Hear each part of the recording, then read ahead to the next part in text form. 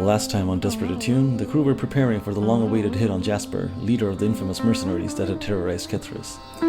Bidrohi and Saeeda figured they couldn't keep an operation of this size under wraps, and it was in their best interests to give the cops advance notice. And so they arranged a meeting with Captain Peregrine, the Falconer, and Ruxama the Ferris, where they presented a case for allowing the Rising Moon School to do crimes. They argued that one powerful gang controlling Bunderves was better for the overall crime rate and the economy than several small gangs duking it out. And they requested that, should the authorities need to bring the hammer down, they should do so on one fall guy, Bidrohi, rather than the entire crew. Illustrated with pie charts and lubricated with a bribe, it was a compelling argument, and the two arms of the law agreed to terms. With their backs covered, it was time to plan the assault. Luckily, they had Jasper's second-in-command, Omid, locked up in their holding cell. Mushrik offered him a deal. If Omid gave up helpful information and agreed to be their future ally, they'd make him leader of whatever remained of Jasper's Jazelchis after the crew was done with them. And the ever-opportunistic Omid was forthcoming. He told them when most of the Jazelchis would be away from their headquarters, he told them where Jasper had a panic room, and he told them that a sauna nearby, the Naughty Naiad, where the Jazelchis often go to relax, shared its maintenance tunnels with Jasper's headquarters. And so a plan came together. While Mushrik and Bidrohi would lead an aerial assault, the rest would sneak into Jasper's headquarters through the sauna. When Jasper would inevitably run to his panic room, they'd be there, waiting. Post recap soap here to let you know that today's episode's thumbnail features Shortville Das. He'll be relevant later.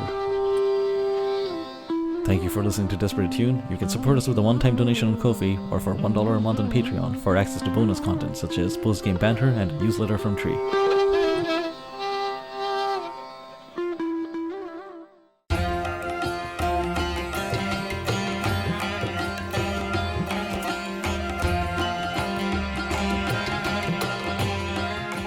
Uduasha City, where the sun is a mirror and the moon a shadow, where dancers cavort in forbidden operas, making love to forgetting and flame, where the wealthy play at war with silver swords and silken sashes, where the people mine the dead heart of a burning star for cannonballs and pipework, and where 1,000 secrets hide in a forest of paper and ink.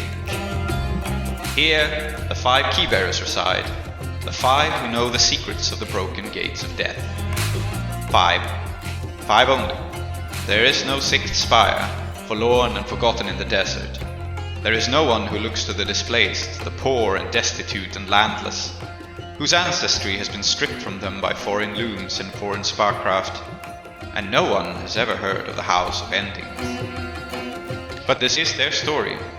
Their roots pulled up and burned, they stand in filth up to their necks. And that is precisely why they must keep their heads ever high. Welcome to Uduasha, immigrant. May it fear the name of the house you will build. Welcome to Desperate Attune, an actual play podcast about characters with their identities in peril, played by an international cast devoted to fiction-first gaming, collaborative world-building, and complex character drama.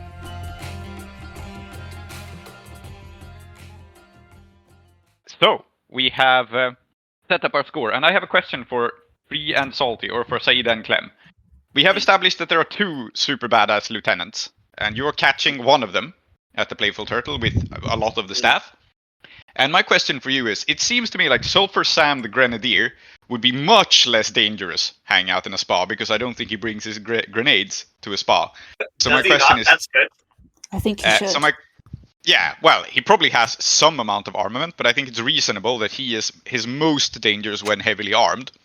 So my question for you is quite simple, really. Are you catching Sulphur Sam with his pants down in a fairly harmless state, or are you in fact catching Meredith Fitzgerald with her pants down, who is, I think, considerably dangerous whether naked or clothed? Like, she is the sort of person who can fight with anything. So, my question is basically, is Meredith very, very dangerous, or mildly dangerous down here, or is Sulphur Sam not very dangerous down here, and Meredith is very dangerous up there, if you see what I mean? I think that we should take care of the problem that is more difficult when we have all our resources in front of us. I think we need to get rid of Meredith. I also like the image of Mushrik and Bidrohi taking down Sulphur Sam. Yeah, because then Sulphur Sam is on guard duty and armed to the teeth. So it's a very major thing to do. Mm-hmm. Very good.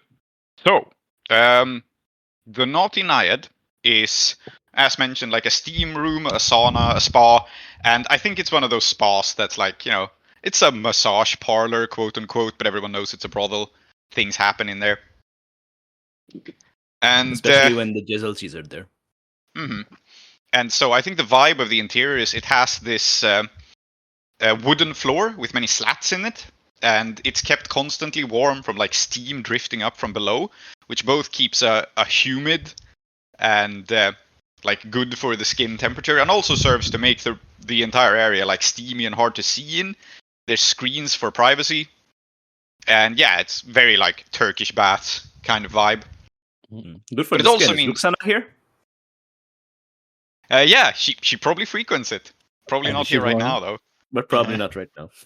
Yeah, you didn't involve her as a rival who could potentially get involved, so Yeah, we don't want to set up a scene where like, and maybe we'll do a crime, but look the other way when it happens, and she's literally there. yes. So Mhm. yeah, Clem, Saeeda, and your entire gang. I guess you just kind of enter. Like, I don't think you rush in through the front door because there's no point, right? You could open the front door and just look like, oh yeah, we're a large party, we're here. The staff would know that you don't have an appointment, but people from the outside would just be like, oh yeah, I guess a company booked the Naughty Naiad or something. So I think your control position here is that you can start by pretty much just walking in. No one's going to stop you. You can appear to be customers, even though you are like visibly armed if people look closely at you. And what load are you in on that note? I think I will be in light load. I will clarify for listeners and myself that I have still not dealt with the fact that I am dancing basically all the time, with my feet at least, and so therefore I cannot use my demon edged sash as like a supernatural weapon until I solve this problem. And so I think that I'm on like load, and you see me maybe enter before everybody else does, and I just look like a little old auntie. It's fine, nothing to be scared of here. Yeah. Mm-hmm. And what about Clem and your gang? Well, your gang is the load doesn't really matter for them. They're going to enter with weapons. But what about Clem? What load are you on?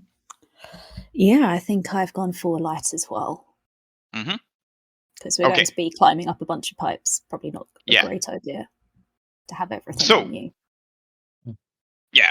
So you both are going in light load, which means that you perfectly well blend in. You look like people who are going for a spa day. And what you're going to see pretty much immediately is, so this place has private rooms which you can pay for to meet with one of the professionals, quote unquote. But it also has just areas where people can like lounge, like sit and steam for a bit, get a regular massage. And you're going to see like 3 or 4 of the Jezelchis. They're not wearing their uniforms right now, but you recognize them as battle-scarred veterans. And they are just out in this public room getting massages and chilling. And I think, your controlled consequence is you can just move around as you please. No one is suspecting anything.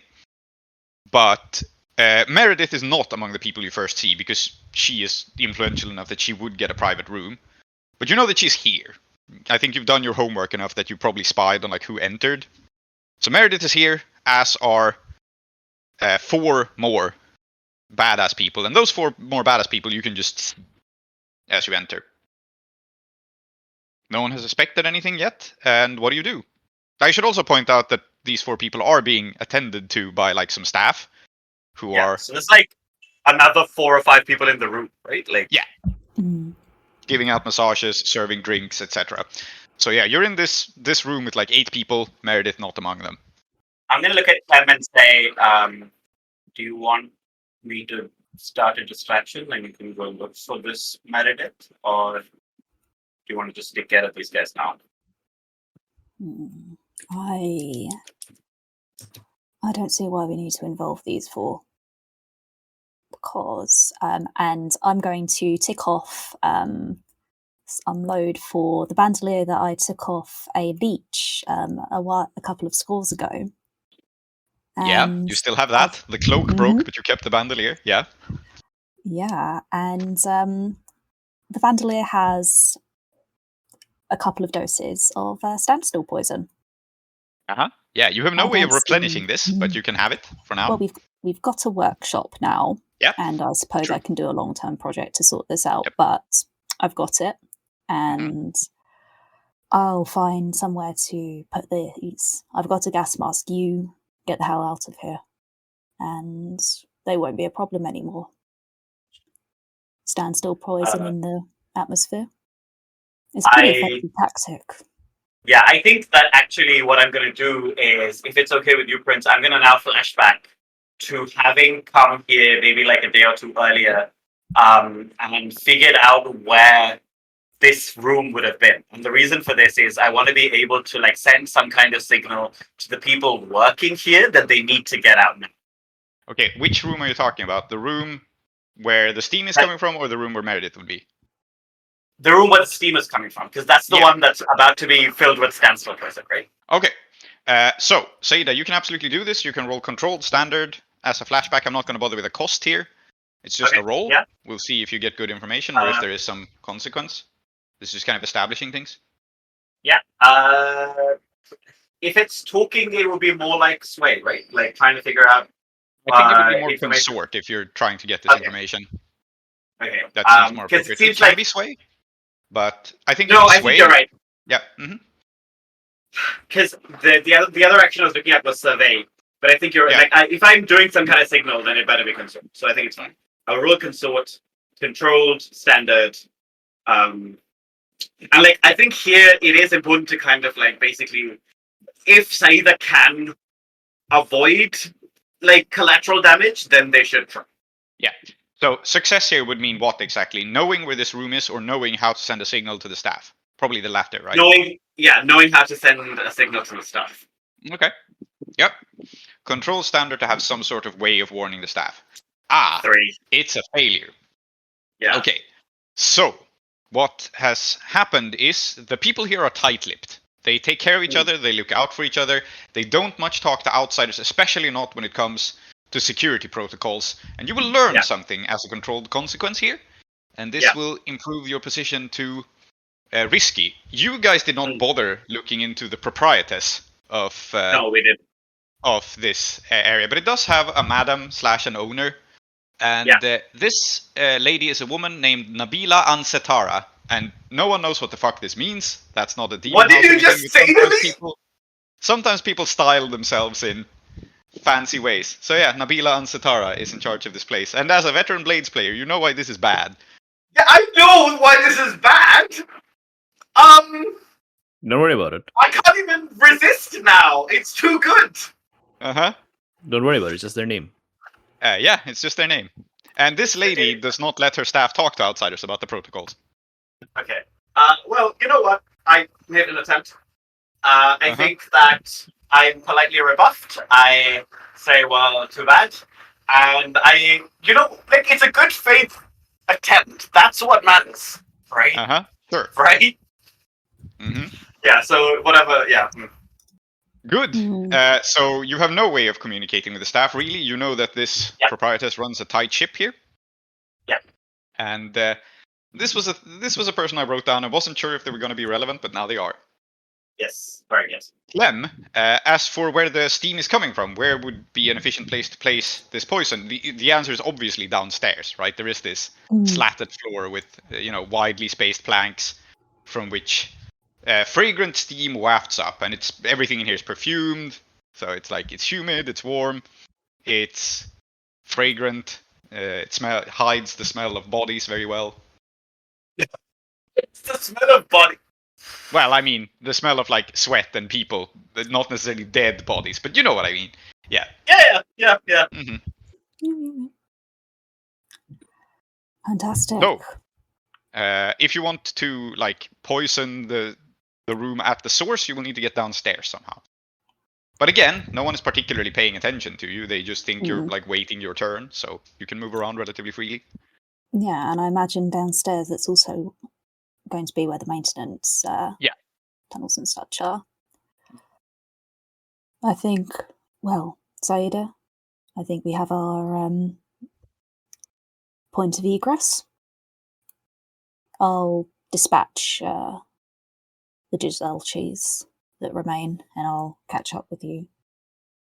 Very well. I must say, Clementine, I do hope that those who opposed you earlier were not foolish enough to follow you here. Yeah, I am going to hold my breath, I think, just out of sheer paranoia. I'm not even in the room, but there's a part of me that's like, don't breathe this in. And I want to make my way to where Meredith is with my cohort. Who is, I guess, it's Pilot, Bold Murad, and Mona Darling, and Bhejal? No, Mona Darling is with the breaking in crew. No, that's us. Sorry. Yeah, it is. You have the whole crew, which is Bold Murad, Pilot, Mona Darling, and Bhejal. I think that's... Yeah, okay. The problem... Sorry, yeah, no, Bhejal's the problem. It's fine. Mm-hmm. I'll cover him. Okay, so yeah, I just want to make my way to where Meredith is. And I'm going to tell everybody, just because she's unarmed doesn't mean she's not going to be dangerous. Okay. Sure. I think it's some sort of action to get your crew further into the private rooms. And are you talking your way into the rooms? Are you sneaking with the crew? How are you doing this? I actually think this is a prowl, which Saeeda has 0 dots in, but our cohort are skunks. Yes, so it can be a group action with them. However, their scale works against you here because these are private rooms. These are not normally rooms that 5 people go into. So I think what will happen here is that you will be at... I still think it's controlled because this is not spinning off your previous consequence. Yeah. Right? Yeah. That just established that there is some danger in the proprietor, but she's not necessarily going to be around. So I think you're controlled limited by default. Okay, that makes sense. And limited is going to be, you can sneak out of this room and into the corridor where the private rooms are without anyone asking any questions, but that's it. Then you will need to do further work.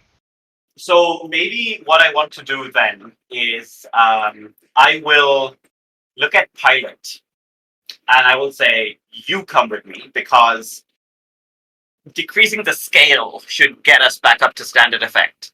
And I don't want to bring Mona with me because Mona might... Saeeda is a bit concerned, actually, that Mona might bottle it. And both Bald Murad and Bhejal are more of a risk than Pilot inside the... Okay, so you're just trying to get you and Pilot into this private room with this extremely dangerous woman. Correct. Yes, very good. Cool. Controlled standard it is then. I think this is a thing you can accomplish. Yeah. So I will roll my prowl, which is 0 dice. And that's a 3. Makes sense. Yep. So I will take you one fail stress and take a stress. Yeah, and then you I roll would 1 die roll for the... Yeah. And they have 1d because they're elite thugs, but not elite skulks. It says elite thugs, skulks, but it's because they're elite thugs and they're regular skulks. Okay, makes sense. Yeah. So they have 1 die. Yeah. Okay. Okay. I don't know why they rolled 2 stress 2 dice, and fail. but it was this is bad. Yeah. Okay. Yeah. This is bad throughout. You roll a 1, a 2, and a 3 are your total results. Yeah. So, what happens is that you and Pilot try to approach this back room, and one of the staff actually steps out. And this is not a staff member you'd even previously seen. I think he was hanging out behind a screen. He stands up. He extends a hand at you, and he is an exceedingly large and handsome man. And I think in context, you realize that he is, in fact, one of the sex workers. But he is also more than capable of being a bouncer himself. And he says, sorry, that's reserved. But I can give you a treatment out here. Look, I got a bed free, looking to loosen up some tension. And he raises his hands, and this is a controlled position, so you've not necessarily been caught intruding, but he is going to be your personal attendant and take care of you. And hoping to get paid. Yeah. What I'm going to do is I'm look at him and say, oh, sorry, my mistake. I was looking for someone to help my friend here, Pilot. She's I'm afraid it's not all the way down. And it seemed like this was where the really good masseuses work. And I don't know if you know, there's somebody called Meredith. A friend of mine said that this is where I should come. So. Okay, you're setting yourself up for another action, I think, here. Yes. So basically, again, yeah, and what I'm doing here also is I'd like as a devil's bargain to then, I guess, lose Pilot to getting a massage. Yes, Pilot is going to have just a great day, maybe. Yeah. Okay, yes, you can take a devil's bargain to lose Pilot. That's absolutely fair. Yeah. And maybe what I want to do is say, because I said Meredith told me to come here, I want to be led into Meredith's room. Yeah. Absolutely. He will massage your friend and show you where your friend is. Yeah. That makes sense if you succeed. Yeah. So it sounds like what you're doing is a sway. Yeah. You have a bonus die. Yeah. Risky standard. I hope. Yes, I think it's risky standard at this point. Yeah, there is risk involved. You have tipped off the staff. You're not necessarily suspicious. Yeah, and I think that in my mind, it's the controlled consequence of these Karas and the controlled consequence of there is somebody called Ansatara who runs this place. Yeah. They pile up. So risky standard it is, but you have a bonus die for giving Pilot a free massage. Oh my god! A 3, a 2, a 1, and a 1. Interesting. Okay. So what happens here, I think, is this man pulls out his broad, wide arms, and he takes you under one of them, and Pilot under the other, and he forcibly leads you away, unless you resist it. He's going to pull you away from the private rooms, and he says, I know Meredith very well. She's a good client, and she's not to be disturbed. And you can talk to her when she comes out. Lovely lady. But for now, focus on me. I'll get one of my colleagues for you. Okay. I would like to cut away from this absolute shit show now, because I don't know how to roll. 1, 2, 3, 7 dice. 8 dice. Without a single success. The risky consequence now is he has called attention to you. He has called over more staff to tend to you, and I think he is talking loud enough to actually tip off the owner that there is something weird going on, because Meredith is very private and would not invite a friend to join her. I think what I want to resist here is I'm happy to go with him.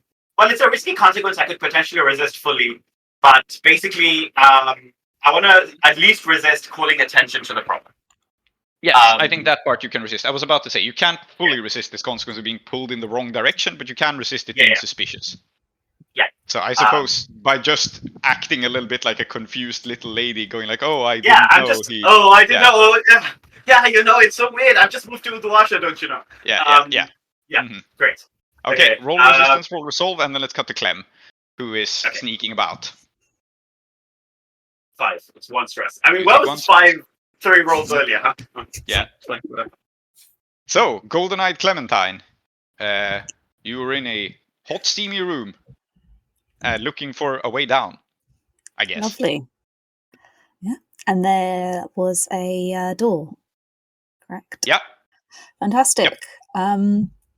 There is a staff entry door. I think, actually, you can see some stairs behind it, but I think it's probably just a curtain. So it's not like it's a door that locks, necessarily, but it's obviously in a place where it's very visible, right? Like people can, not necessarily that it's guarded, but people, nor is it in a secluded corner where you can slip in easily unseen. So you'll need to time it a little bit. Fantastic.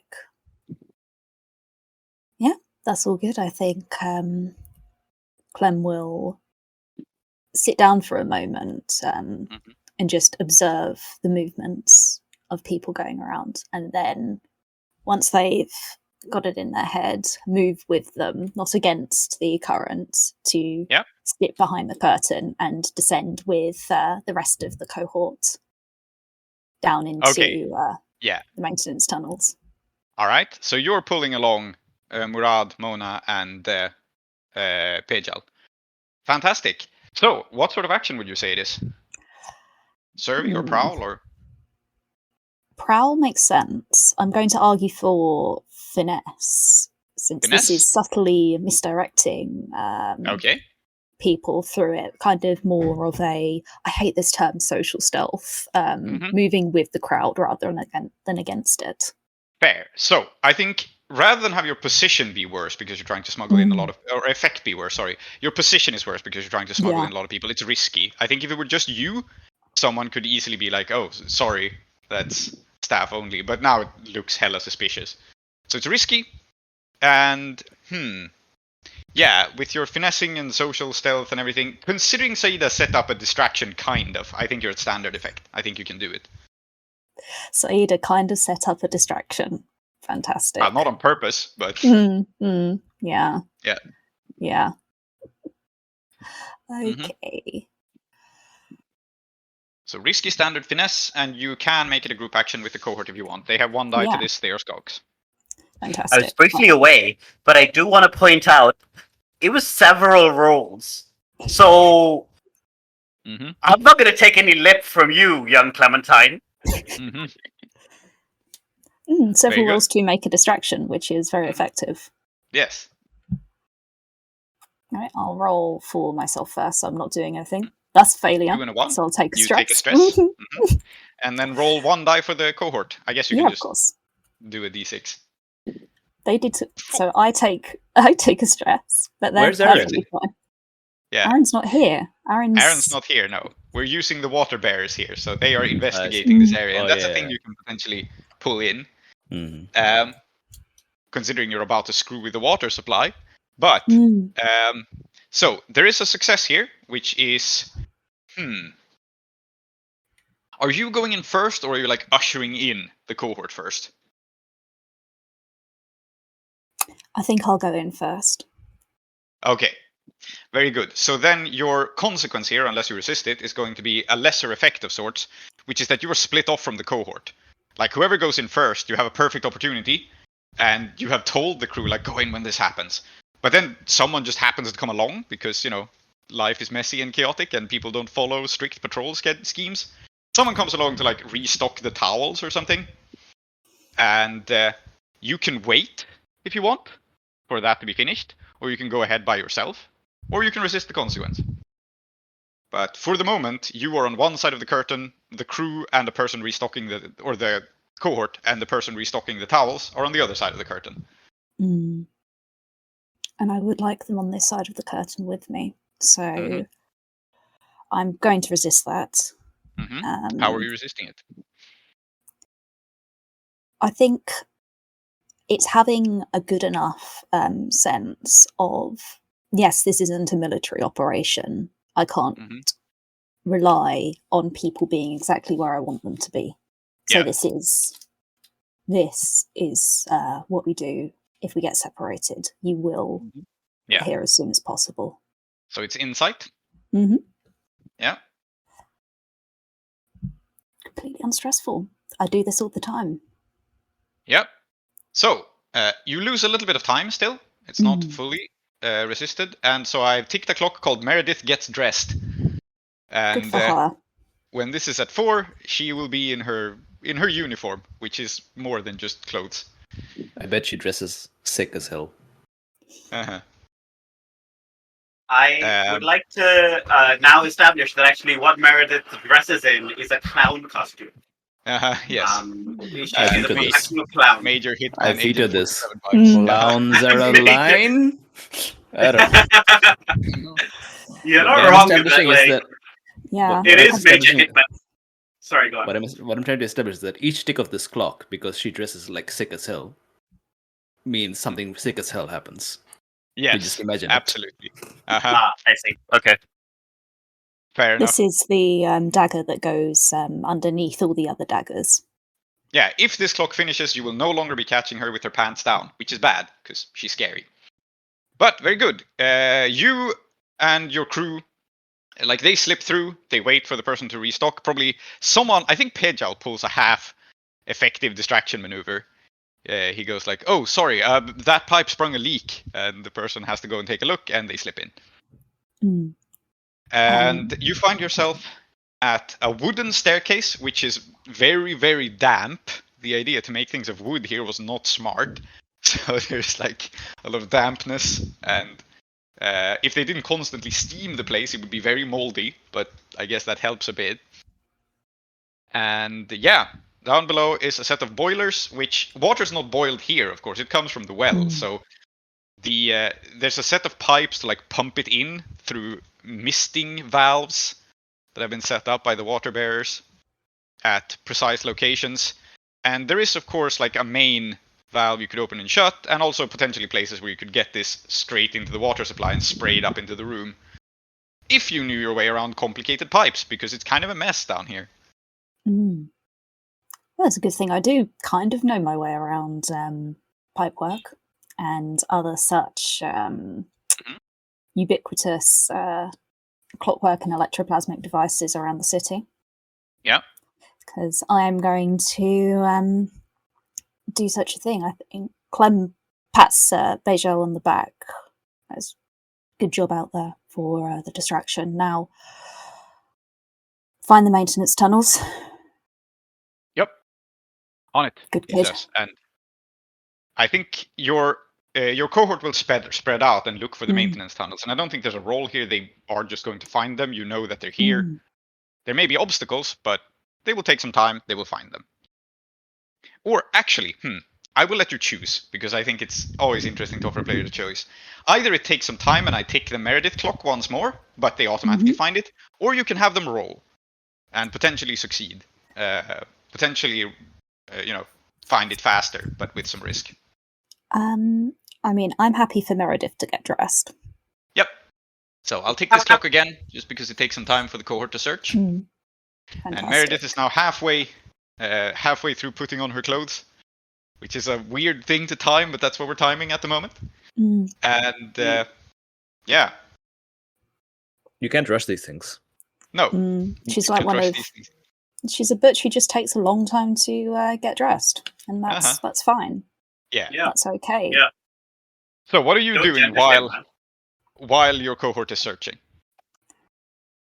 I'm going to dose the valves with my standstill poison that I've got in my bandolier. Yeah. So it sprays it up into the room above. Yes. Okay. So, straightforward here. This will have a standard effect of poisoning everyone in the room. This is what standard effect means in this context. Like, if you push it to great, I suppose it will mean people get a greater dose. But for now, this will be enough to knock out staff and visitors alike. It's risky because you are tinkering with machinery you don't fully understand, and there's piping hot steam in here. So there's definitely real risk. It's risky standard, and there is an obvious devil's bargain, which is if you can look up between the slats, I think, and see where this guy is taking Saeeda. And so you can take a devil's bargain if you go ahead and don't care about that and spray Saeeda and Violet as well. That's incredible. You got to do it. Or you can not take a devil's bargain and, be a bit more careful and wait for them to be out of range. Man, I'm vicious. I got to take it. Yeah. I got to do it. It's the mission that counts. And very good. Clem knows Saeeda is a fucked up individual, able to get out of this. Saeeda's capable. If I didn't take it, it would actually be worse, because it would mean Clem doesn't think Saeeda's capable. Saeeda. Yeah, exactly. Okay. So risky standard, 1 bonus die. And would Destroyer come in? Here? Yes. You're not affected by quality or tier when you destroy, sabotage. Okay. Sure. I think, are you destroying or sabotaging? I guess the scale is not relevant here of the people. So how do we frame this? I think it's still risky standard, but you have great scale. I think we'll limit it to that. Maybe you don't... How about this? Because of this special ability, that you're not affected by quality or tier, you only need to use 1 dose of the poison to spread it out effectively. What? It's a bit unorthodox, it's not what the ability normally does, but I think it fits in this context. Yeah. I'm sabotaging, which means I could wreck here as well, couldn't I? Yes. And I do like to wreck. I do like a little bit of wreck. Yes. I think Wreck, like Tinker, I said risky standard. I think if it's Wreck, you can still do it. It makes sense. But in that case, it's automatically Desperate Great, because that implies you are destroying the pipework. And again, hot steam everywhere. I do not see the problem. There's Yeah. no problem whatsoever here. None at all. Muy bien. Steam muy buns bien. are fine. Steam buns are great. Yes. I'm going to push myself to extreme. What would that get me? Desperate Extreme. So extreme will mean that all of these 4 people are, whatever you want to happen to them will happen. Like if you want them to die from the mixture of like the heat and the poison, they will die. If you want them to be peacefully asleep for the whole day and then wake up and be fine, that will happen. Like at extreme effect, probably Aaron has informed you exactly how to dose this poison for exactly the effect you want. I will point out that I am still also potentially under the effects Yes. of this Maybe poison. not. I So know. whatever maybe not. extreme effect you have, maybe murder should not be the intention. Well, you just can something to resist, think about. can't you? Can't you, You resist? can resist it, yeah. I would like to not have to, but you're not wrong. I can resist. I'm a badass. Yeah. Yes. No, I won't push myself. I'll just, but I will push myself for a die instead. You can't because you took a devil's bargain. They don't Oh stand. shit! No, I can't. Can I? So you Oh, can well. push yourself for extreme, but Silly, again, silly. you can detail precisely what happens, right? So you don't have to say they die. You can be like, everyone yeah. affected by this will be paralyzed until I poke them in the appropriate like nerve, and then they will wake up or something. Yeah. Also, true. Think of this. Worst case scenario is make a new character. Meredith can't make a new character. Yes. You know why I don't want to make a new character? Because then we would have to commission new art. Yes. Meredith is also not in the splash zone because she's not out in the common room where this is spraying. Right. But I suppose a potential other extreme effect is that you get Meredith a little bit too. If you would rather have that, I rather think than I think controllers. that's a good. I think that Okay. makes sense because the So steam with would extreme also effect, be. Yeah. Okay. So with extreme effect, you will poison the entire room. The effect will be weaker on anyone not in the common room, but it will still be present. Enough to take down a badass. Yeah, sounds good. Okay. And I'm not disrespecting Saeeda this way. Well, I'm glad that you're not. Oh, it's a crit. Nice. Incredible. Okay. So I have started a clock called taking down a badass. As you said that, this is defeating Meredith. And you've ticked that 3 times. She gets badly laced with the poison. That will be your crit bonus if you're alright with that. So All good. Meredith hasn't had time to finish putting on her clothes and she's already pretty fucked up. And everyone else in the room gets dosed with standstill poison, which very much includes Saeeda and Pilot, and the big man taking you along for a massage. So as he walks through the room, his joints and limbs begin to stiffen, and he starts toppling like a statue on top of you and Pilot. He usually targets that. Yes. So here's what's going to happen to you, Saeeda. Pilot is just going to be paralyzed. He's going to be out of the action. If you don't resist this, Saeeda, something interesting is going to happen. You will be paralyzed from the waist up, but your feet are not controlled by you. They are controlled by a demon, and you can still dance around. Please resist that. It's too silly. No. The reason that I'm resisting this is not because it is too silly. I know that Prince is a really good GM, and I really always appreciate it because sometimes he and I have the same thought, and I always appreciate it when Prince and I I was like, oh no, is this gonna be what I think it is? And it was exactly that. So great.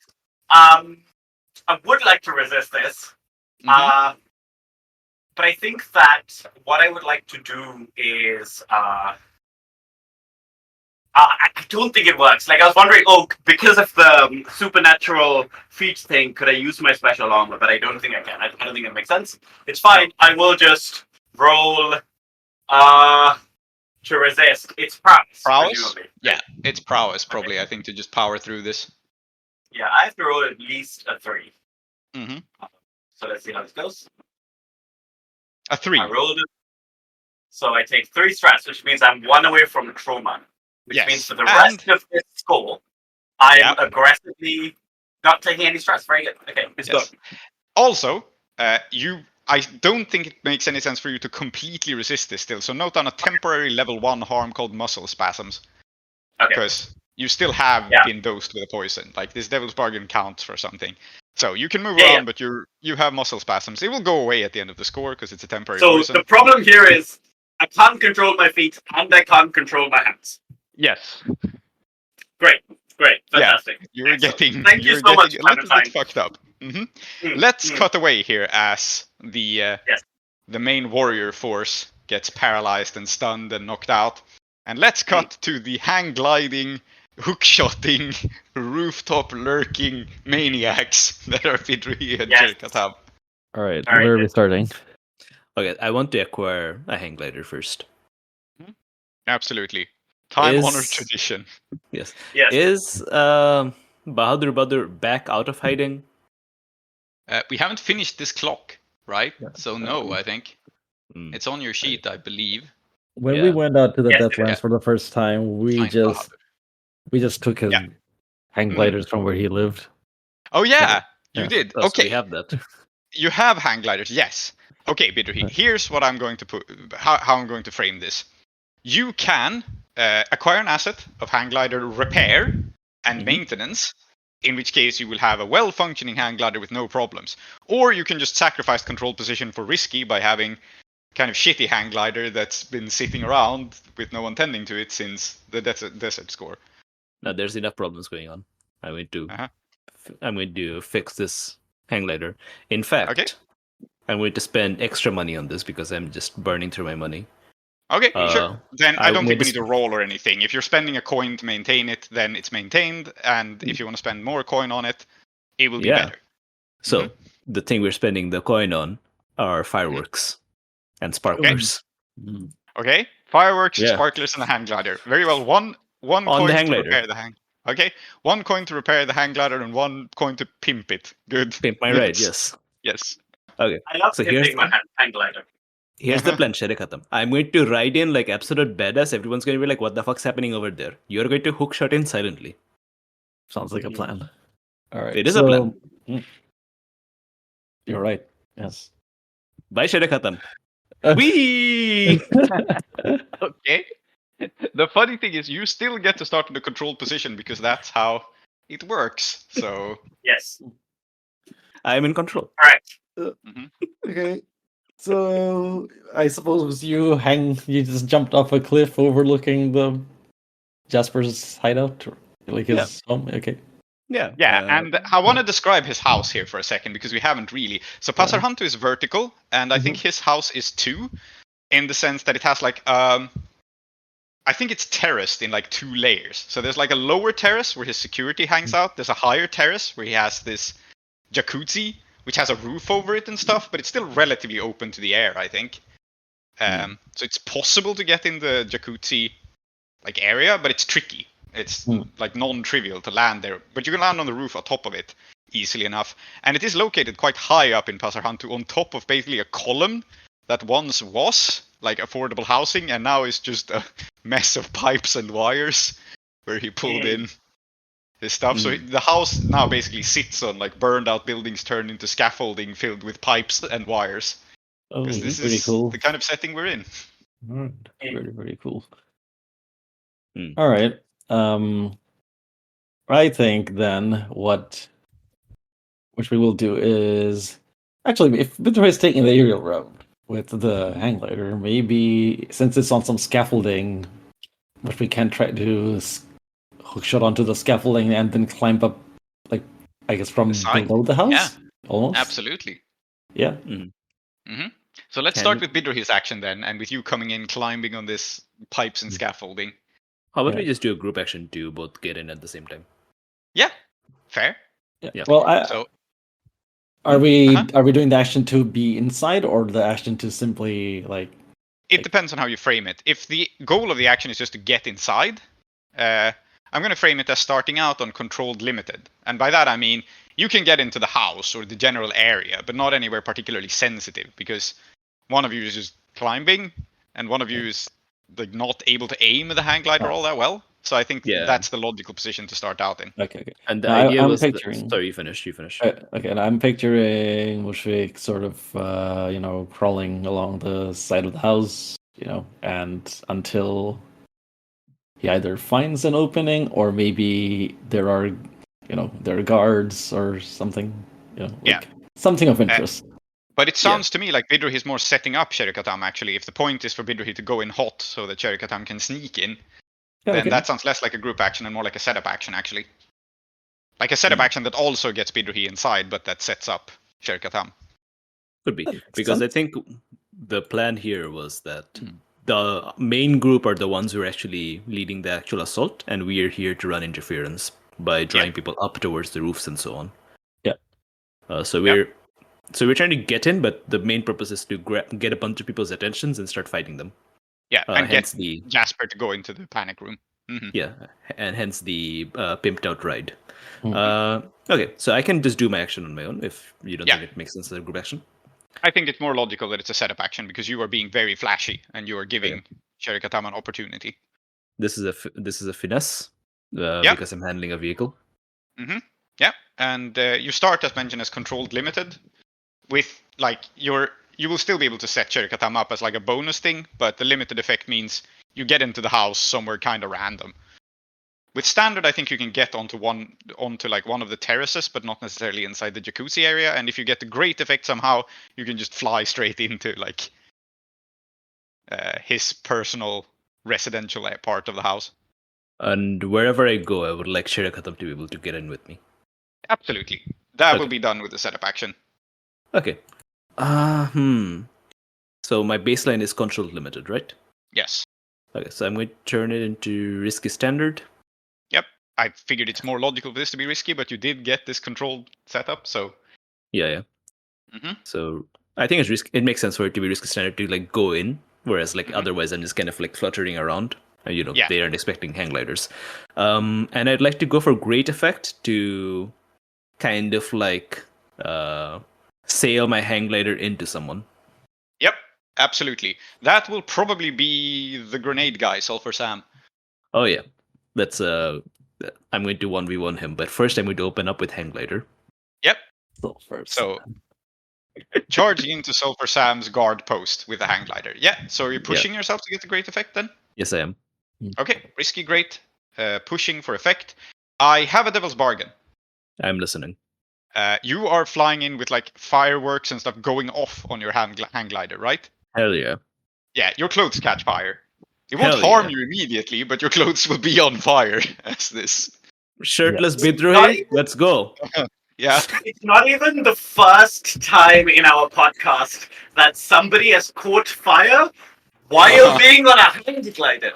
Yes. If I had a nickel, I'm just saying. Yes. When you were the holy hang glider Voodoo-Asha also used holy fire. Yes. Correct. Yeah. Those were the days. Yes. Yeah. Bring back Desperate Attune season 1. Yes. Well, I just think it makes sense here because I don't think Bidrohi can necessarily handle all these sparklers and stuff safely, and they would be very close to his body, and he wears flashy clothes that are probably flammable. So. Yeah. So the way this thing's I'll explain the way it's blinged out if I succeed, because otherwise I'll feel sad. It's a 6, so it does succeed. Yeah. So it's like this angler is tricked out like a rickshaw. It's got silver discs and so on. So all the sparklers and so on are bouncing off the silver disc. Yeah. There's tassels and so on. And the front of it has been kind of there's a paper mache vulture head. And I use that to, I don't know, clobber Sam.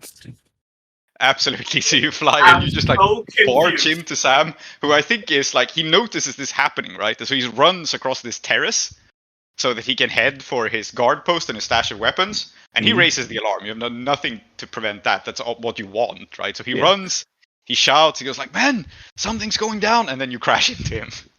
There's a very slow vehicle flying towards him, which would otherwise be silent, except the sparklers and the man yelling, "Kethrys in the bad!" Yes. God, And, is well, that what's I think you happening? would Killing ordinarily Kethrys easily with be able to armor? avoid this, except you're very hard to see with all those fireworks. So to describe Sulphur Sam a moment, I think he is a broad-shouldered, bald man with a huge burn scar across one eye. He's Akarosi, obviously, and he has half a mustache. The other half has since long burned off and doesn't grow, but he keeps the other half as point of pride. What a And guy. It's a big like walrus mustache mutton chop thingy. Yeah, and he is decked out in like the Giselchi uniform, but I don't think he like ordinarily patrols with like all of his grenades on him. But he probably has some. He has a bandolier. Yeah, there And- is comfort grenades. Yes, and he's trying to get to one of his guard Don't stations. say that like that's normal. Uh-huh. Comfort Yes. grenades are not normal. Yeah, and he's not a normal man. Yes, Mm. and Something to that add like to the his husband yells at him constantly whenever he says, "No, I need my comfort grenades." yes. Yeah. To add to the fucked upness of Jasper's thing, by the way, I think the guard post from which he throws like crowd controlled grenades and shit just kind of overlooks the street below. So that, you know, if people threaten this by road or if there's like a mob protesting him or something, he can just like hurl tear gas grenades into it with abandon. Mm. So he's a nice man. It seems delightful. Who wouldn't want him? Yes. He's got a family. Yes. Yeah. Family are all He does have a grenades. family. Yes. Yeah. And Sher-e-Khattam, Yes. you are climbing up the scaffolding as this is happening, and you Correct. have controlled standard. You are at no risk whatsoever because Bidrohi is drawing all the attention, and with standard effect you can get to wherever Bidrohi is. Okay. I think what I was thinking of doing, and maybe this is no longer necessary, was to. So Vidra is making a big thing. Can I eavesdrop on guards doing the thing that that guards do, where they're like, "Oh, hey, something's going on, but should we leave this hole in the wall? Should we leave this hole in the wall unguarded? Haha, no one's ever getting through there." Yeah, that kind of Yes, thing. absolutely. Okay. You can survey. That's absolutely a thing you can do. Control I'm standard. glad that get you've a weakness. established. I'm glad that you've established that this is in fact exactly like Dishonored. Yes. Uh-huh. What was that? Must have been the wind. Yes. Yeah, correct. Whiskey and cigars tonight. Uh-huh. Yeah, one of the touchstones for Blades in the Dark, so How many times have you played this game, Salty? Even I've done this. yeah, That's very good. very good. Well, All right. Okay. So It sounds like a survey, and it's Yeah. controlled standard. And you will get good information with standard effect on a vulnerability in the house. Okay. I think that's fine. And you can modify this, changing position for effect, pushing for effect, and so on. I think with great effect you will get both information on the architecture or the inhabitants. With standard effect you will get one or the other. Okay. And I will offer you a devil's bargain here, because I think it's interesting. And your devil's bargain will be that, quite straightforwardly, these guards that are abandoning their post are running straight for Bidrohi and you're doing nothing to stop them. Bidrohi, are you okay with guards running straight at you while they do nothing to stop them? I can 1v12. Oh, well, there you Yeah. go. Well, there's just two of them, because that's always how it goes, right? There's always two guards guarding the important door, being like, "Hey, should we abandon this door?" Yeah, I think we should. I can't 1v3, that's the problem. Yeah. Uh-huh. It's 2 or 12. Those are the two He numbers. just has a problem with prime numbers of guards. If Anyway. like too many of them, then they get confused. They have no time to maneuver. Uh-huh. Yeah. Yes. Okay. Anyway, Yeah. so you can get a bonus die from this. I roll, and it's a 5, 1 and a 2. So yeah. Okay, so do you want information on the inhabitants or the architecture? The architecture, I think, because that's what we said. We're gonna have them talk out loud about weaknesses in the infrastructure. Yeah, absolutely. So one of them goes like, "Hey, what if they come up this ladder to the top floor?" And he points to a ladder that leads up to the second terrace, which has the jacuzzi and stuff, which I guess you weren't aware of. It's like around the corner. Right. And the other guy goes, "Don't worry about that. They're on the other side. No one's coming up from behind, idiot." and they rushed towards Bidrohi. And you have a convenient ladder by which you can just climb up onto the terrace and startle the people up there. Perfect. So do you? Yeah. I mean, Uh-huh. This is what you Seems do. rude not to. Yes, so there is a controlled consequence. And that Alright. controlled consequence is going to be like you pull up this ladder, and it's a maintenance ladder, and it leads to the jacuzzi, which it turns out is styled as an infinity pool, so it goes like all the Oh way my right up God. to the edge. Okay. And you come up and stare right up at a completely naked Shorbot Das who is standing up in the bath and God. sees you come up the ladder and shrieks in terror. This feels strangely familiar. Shorbot Das is one of the flatbread. He is the leader of the flatbread uncles. He is here. He is not necessarily fighting you, but now he is seeing you. That's the control position. And he is cunning and wise. So while you have caught him in a vulnerable position, enjoying the jacuzzi, he, you have the upper hand on him. He has seen you, and he's not helpless. I have a photograph of Shorbot Das. Does Shorbot Das recognize Mushfiq as a, Mushfiq's a, an enemy of the flatbread uncles? Yeah, I think. Yeah, I think he does. enemy. Also, you're wanted. You're all over the wanted posters. Yeah, so Mushfiq is wanted, an enemy of the flatbread uncles, and also a regular at one of their shops. Yes. So, I guess let's start with that. Does Mushfiq get a feeling of if he's been recognized? Yes, I think he There's a subtle nod to this when he says Mushfiq. Yeah. I think he says Sher-e-Khattam because your legend has spread. He jumps back and goes Sher-e-Khattam, and he splashes the water and he speaks your name like a curse. Okay. Then there's only one thing to do, which is jump on top of this naked man and clamp my hand over his mouth. These things happen a lot for you, don't they? Very good. Okay, so because you have the upper hand on him and he's not really a fighter, I think your position is still controlled. Because he's not in a position to harm you. He is in a position to raise the alarm and so on. Yeah. And you have standard effect. You can pin him down. But I will point out that even though it's just controlled, like a consequence of doing this, whether you succeed or fail, is just that you're a little bit busy with this man. Yeah. Right. Mm-hmm. Makes sense. Please describe the image I posted of him. So Shorbot Das is a rather, what do we call this? Somewhat grim-looking man with a flaming red beard, and it looks like he's got a crown of, what is that? Some kind of aromatic herb, yes, aromatic it's herbs. for the sherbet. Yeah, it's sage, I think. The aromatic herbs are also on his head in the bath naturally to make it more comfortable. So it smells really nice while I'm doing this. Yes. Yeah. I mean, Klow, you established that he was borrowing the jacuzzi. That was one of the favors he got from being here. Yeah, I mean, so he has this entire area to himself. He was just chilling. Okay, so I think this is. I'm just moving with speed, I think. Yeah. And am I skirmishing with? Yes, I think you're skirmishing. Control standard, you said? Control standard, yes. I don't think I need anything for it. Oh, no, I needed something for that. It's a 3, a 1, and a 2. No.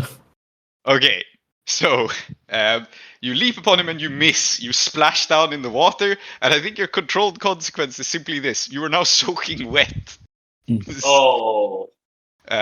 Which is bad if you were carrying anything with gunpowder or anything like that on you. So it's not a harm or anything, but we are establishing that you are soaking wet and this man escapes the bathtub and runs for safety and is kicking up more of a fuss. What load were you in, Sher-e-Khattam? Well, I didn't actually mark my load, but I'll just mark it as normal, you think? Yeah, so you're in normal load. Yeah, which means that just mark 1 load worth of water. I think all your stuff is wet and heavy. Yeah. So mark 1 load of something and it just represents the water.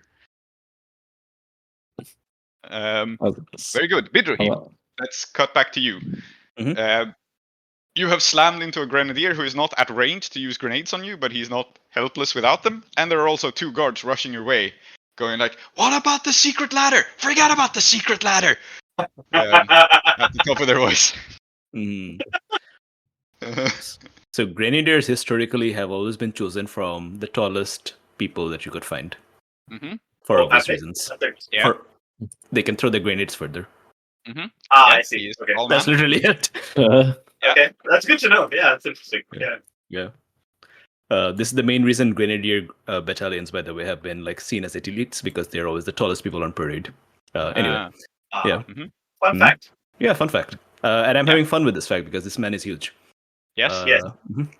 So I emerged from the wreckage of the hang glider, but because it was a success, I emerged adroitly, and I look really cool.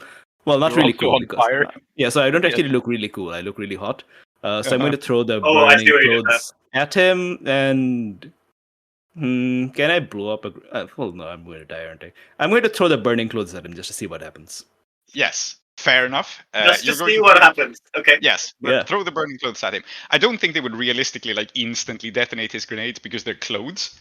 Mhm. But it's definitely risky. It's not desperate yet because that would be blowing yourself up if you were attempting to do that. Oh, how about this? I throw the burning clothes at him and I set the fuses on fire while he's still wearing them. Uh-huh. Okay, that's desperate. Yeah. Uh-huh. Yeah. And then we'll see what happens afterwards. Yes. Well, I don't know if Yes. it's desperate as such because like doing this will then create a desperate situation even if I succeed.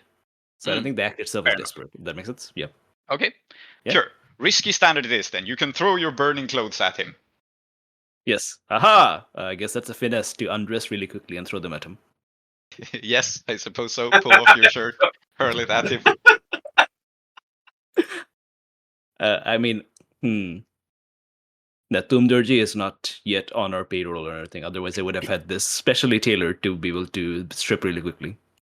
Since you But it are cannot be burning through your cash here, Haha. I will offer you a devil's bargain. Yes. Since you are trying to you're spending stash quickly. I think you can spend a stash to just destroy some of your clothes. It costs you a stash, but fictionally it also means that one of your nice Tumdurji outfits is destroyed. Oh no. Oh well. Yeah. That's what it is. It's a logical devil's bargain. I think it costs you a coin worth of nice clothes. Yeah. And it's one of the waistcoats, and I throw it at him. Yeah. Yeah. Okay. I'm pushing for this because it pushes your lifestyle back down towards 0, so you don't have your nice fancy clothes anymore. Mm-hmm. Yeah. Well, we'll see. Okay, so risky standard. Oh god. So risky standard, where the standard effect will be that his grenades catch fire. Okay, let's do that, and then we'll see what the next action is.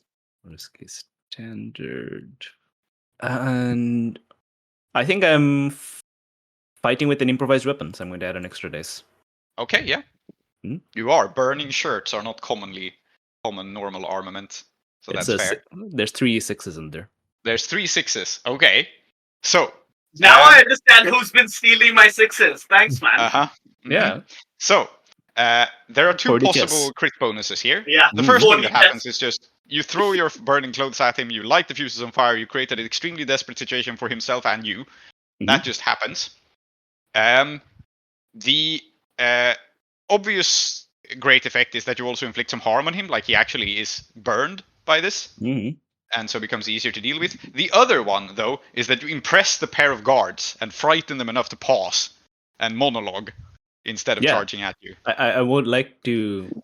So because remember, when I perform fits of finesse, it's especially impressive as well. Yeah. So okay, I like that. Fair enough. So the 2 guards are... So you won't slow down Sam anymore. Like, the fuses are on fire, but he can still act. The guards, however, stop. And one of them goes like, wait, is that one of the Colosseum people? I think that's Bidrohi. What? Bidrohi? Yes, no. it is! What? Damn it. Okay, you owe me 1. You owe me like 5 slugs. They stop and are wowed at your performance and recognize you. And just to finish, and just because I think it makes sense to just immediately do this, I'm going to roundhouse kick him off this platform and down. Okay, sure. We can change straight into that, but that is desperate because now you're roundhouse kicking a man with burning explosives on him. Yes, that's the point. So, desperate. Let's call it standard effect, with standard effect here actually representing you can kill him. Let's not bother with clocks. He is a badass, but you have set fire to his grenades. Yeah, exactly. You've set yourself up for it. So, desperate standard. Desperate standard is good. Yeah, that's fine. I have a devil's bargain. I'm listening. You will I mean, you're not really aiming where you're kicking him, but you are going to kick him in the direction of the pipes and the maintenance tunnel, and he will do damage to them. Which may be a problem for your friends coming in from below. Didn't Clem say something about like respecting people by giving them more difficulties and obstacles? Yeah, but then Clem also said, I'm not going to do that. No, wait. Well, Clem did do that. you can kick Clem him did into do some that. of the... Yeah, you can kick him into some of by the pipes. Oh wait, no, So Pejal's down there. Yeah. Hmm. So, do you want to do collateral damage to the architecture and the water pipes? I mean, And the architecture potentially is the absolute secret ladder. shit. The architecture is shit. But no, Yes, Pejal's it down is. there. Okay, so no. Good. I don't I'm care glad about I Clem. managed to offer a Devil's Bargain that was too distasteful. Yeah, Pejal's down there. Uh-huh. But I do get a bonus dice for fighting unarmed again. Yep. Cool. Let's see. Is there any way anyone could have assisted me, like in some way? I I'm don't currently see how being- anyone can assist you with roundhouse kicking a guy. Okay, so I'm Yeah. gonna push myself for an extra dice just because, Uh-huh. just in case, you never know. Yeah. We've had some bad luck. Yep. Well, you haven't, but nevertheless, yeah. Yeah, that It's and a that came in 6. clutch. Uh-huh. Yeah. So, yeah. It's You 3 roundhouse 5 kick for 1 and Alfred a Sam 6. off the balcony and he explodes. Let's cut back to the... Team Rockets blasting away again! Yes. Uh-huh. Right. I think in a bit of poetic irony, you kick him down towards like the platform where he has many times hurled smoke and tear gas grenades at protesters. He Yes. falls down towards that platform and explodes as he hits the ground, pretty much. Lovely. Let's see. Meanwhile, Saeeda, Oh my god, everyone around you has passed out. You are fighting your spasming muscles as the massage staff fall over, as the Jezzail cheese. Like, some of them struggle, right? Some of them get off their benches and then topple over. And you hear from the back someone definitely raising the alarm, like manually, as in by shouting. There's no alarm ringing. People shout. I think the proprietor is definitely coming, and so is Meredith. Yeah, so I think that what I'm going to do is I know there's a couple of things that are important. The first is that if I can keep both the proprietor and Meredith off of Clementine while the infiltration is going on, that is still like mission accomplished. The second thing is Saeeda doesn't know this, but I know it. I'm 1 stress away from Tron. And so it is really important that I only do things that I'm good at. And I think what I will do is would you agree that standing still is somewhat like death, and being afflicted with standstill poison is something permits me to see the truth more clearly? Sure. I Yes. want to You can study think- this you can- situation. Okay. And I want to know what I can do or say to ensure that the proprietor of the naughty Naiad does not just fucking murder me. Because Okay, sure. it seems like, if you attack a place like this, then she can just be like, Meredith, why don't you go ahead and murder Saeeda? And that would be bad for me. Yes. So, sleep is the little brother of death, and absolutely you Yes. can lead into the sleep and paralysis here. You can literally channel your sleep paralysis demons to help Oh explain the my situation. So, Yes, very good. Okay. absolutely. Yes, you can study the situation. I think it's risky because the atmosphere is poisoned, the alarm is going off. Like, it's not quite Right, controlled, yeah. but nor is it desperate. No. And I think it's Yeah, standard effect. absolutely. You can get good information from Okay, the signs. And I guess it's up to you I if it's think- study or attune. They will give you slightly different forms of information. I better roll what I've got dice in, so I think I will attune. And I think that, I have, Bodyguard, I have Loyal Vizier, which allows me to get +1 effect, but I think actually that's also the reason I'm at standard, because otherwise it seems to me that, if you're, fucking, passing out, trying to attune to anything is a bad idea. You might get possessed. Yes. So, I will tell you right away. If you get a great effect, whether by trading position for effect or through some other means, you will have an opportunity to reach out to Ansetara through the ghost field and speak with her without moving. Communicate with her before she has a time to... you gotta know I'm saying that. I mean, that's not even a question, right? Like, obviously. And like the thing here is that I like Samum no longer possesses my sash. I no longer really speak to him or commune with him. And in the way that one gets very used to a pain in one's ankle, when it's not there, you're like, wow, it's so nice for it not to be there. But at the same time, you're like, it feels like something is missing. Something's weird. And so, yes, I will take this because I think my love of Samum, or Samum's love of me, rather, has me unconsciously reaching for something akin to the demon. Very good. Great. So, Risky. desperate I will. great. Yeah, sorry, desperate great. Correct. Yeah, Attune. desperate great attune. We love to desperate attune, folks. We Yes. love it. We love to desperate attune. I am gonna. No, I won't push myself because I need the special armor to resist if I roll badly on this. So it's fine. And Samum's not my close friend. Oh, Remind me what you're doing? Reaching out to the proprietor of this place to try to get her to somehow stop Meredith or slow down Meredith. Yeah. I'm going to assist you with foresight. Oh. By which I mean, brother, I am with you. Yes, but how are you with me? Because we just saw you roundhousing someone off of a platform. And then I was with you several hours ago when I told you all about this proprietor. Because I used to come here with the lads.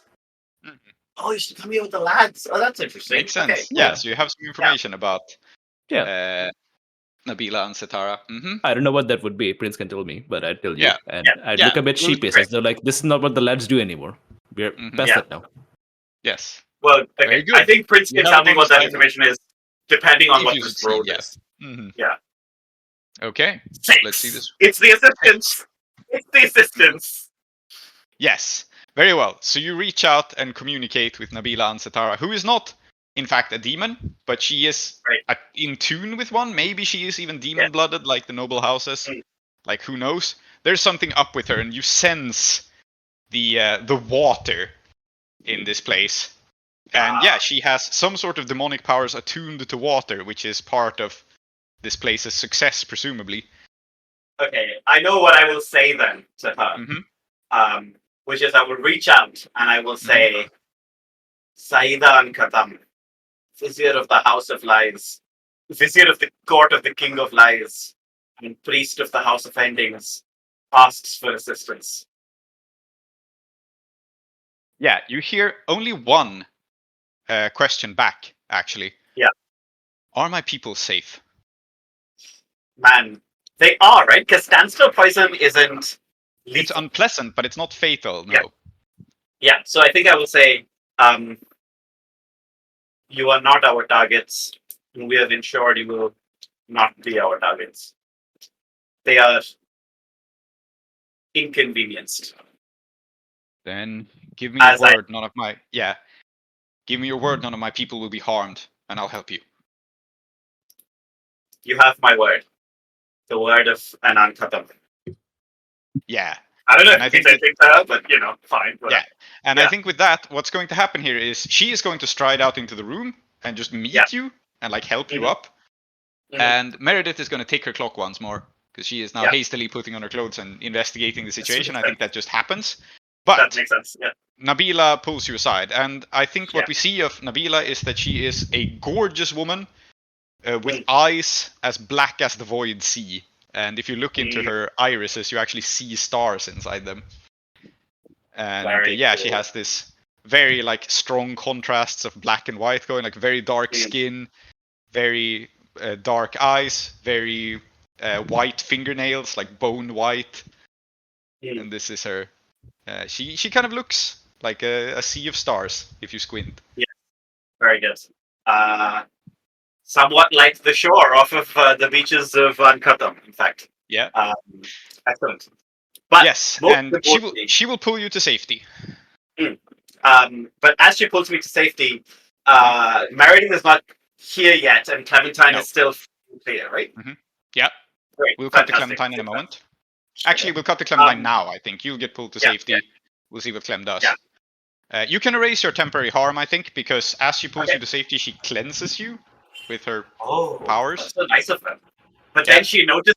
Can it also be that she notices that like whatever cleansing that she's doing doesn't work on my feet dancing? Yes, yes. Right? Like she definitely knows. Right. Yes. Okay. So, Clem, meanwhile, Pejal, let's keep the spotlight on Pejal, returns and goes, I found the door. It's right there. And he points to, and this is not a veiled door. Like, you have succeeded in your poisoning, you have succeeded in deploying your cohort, but this is a maintenance door. And my question to you, Clem, is, did you get either a water bearer or a key from one of them?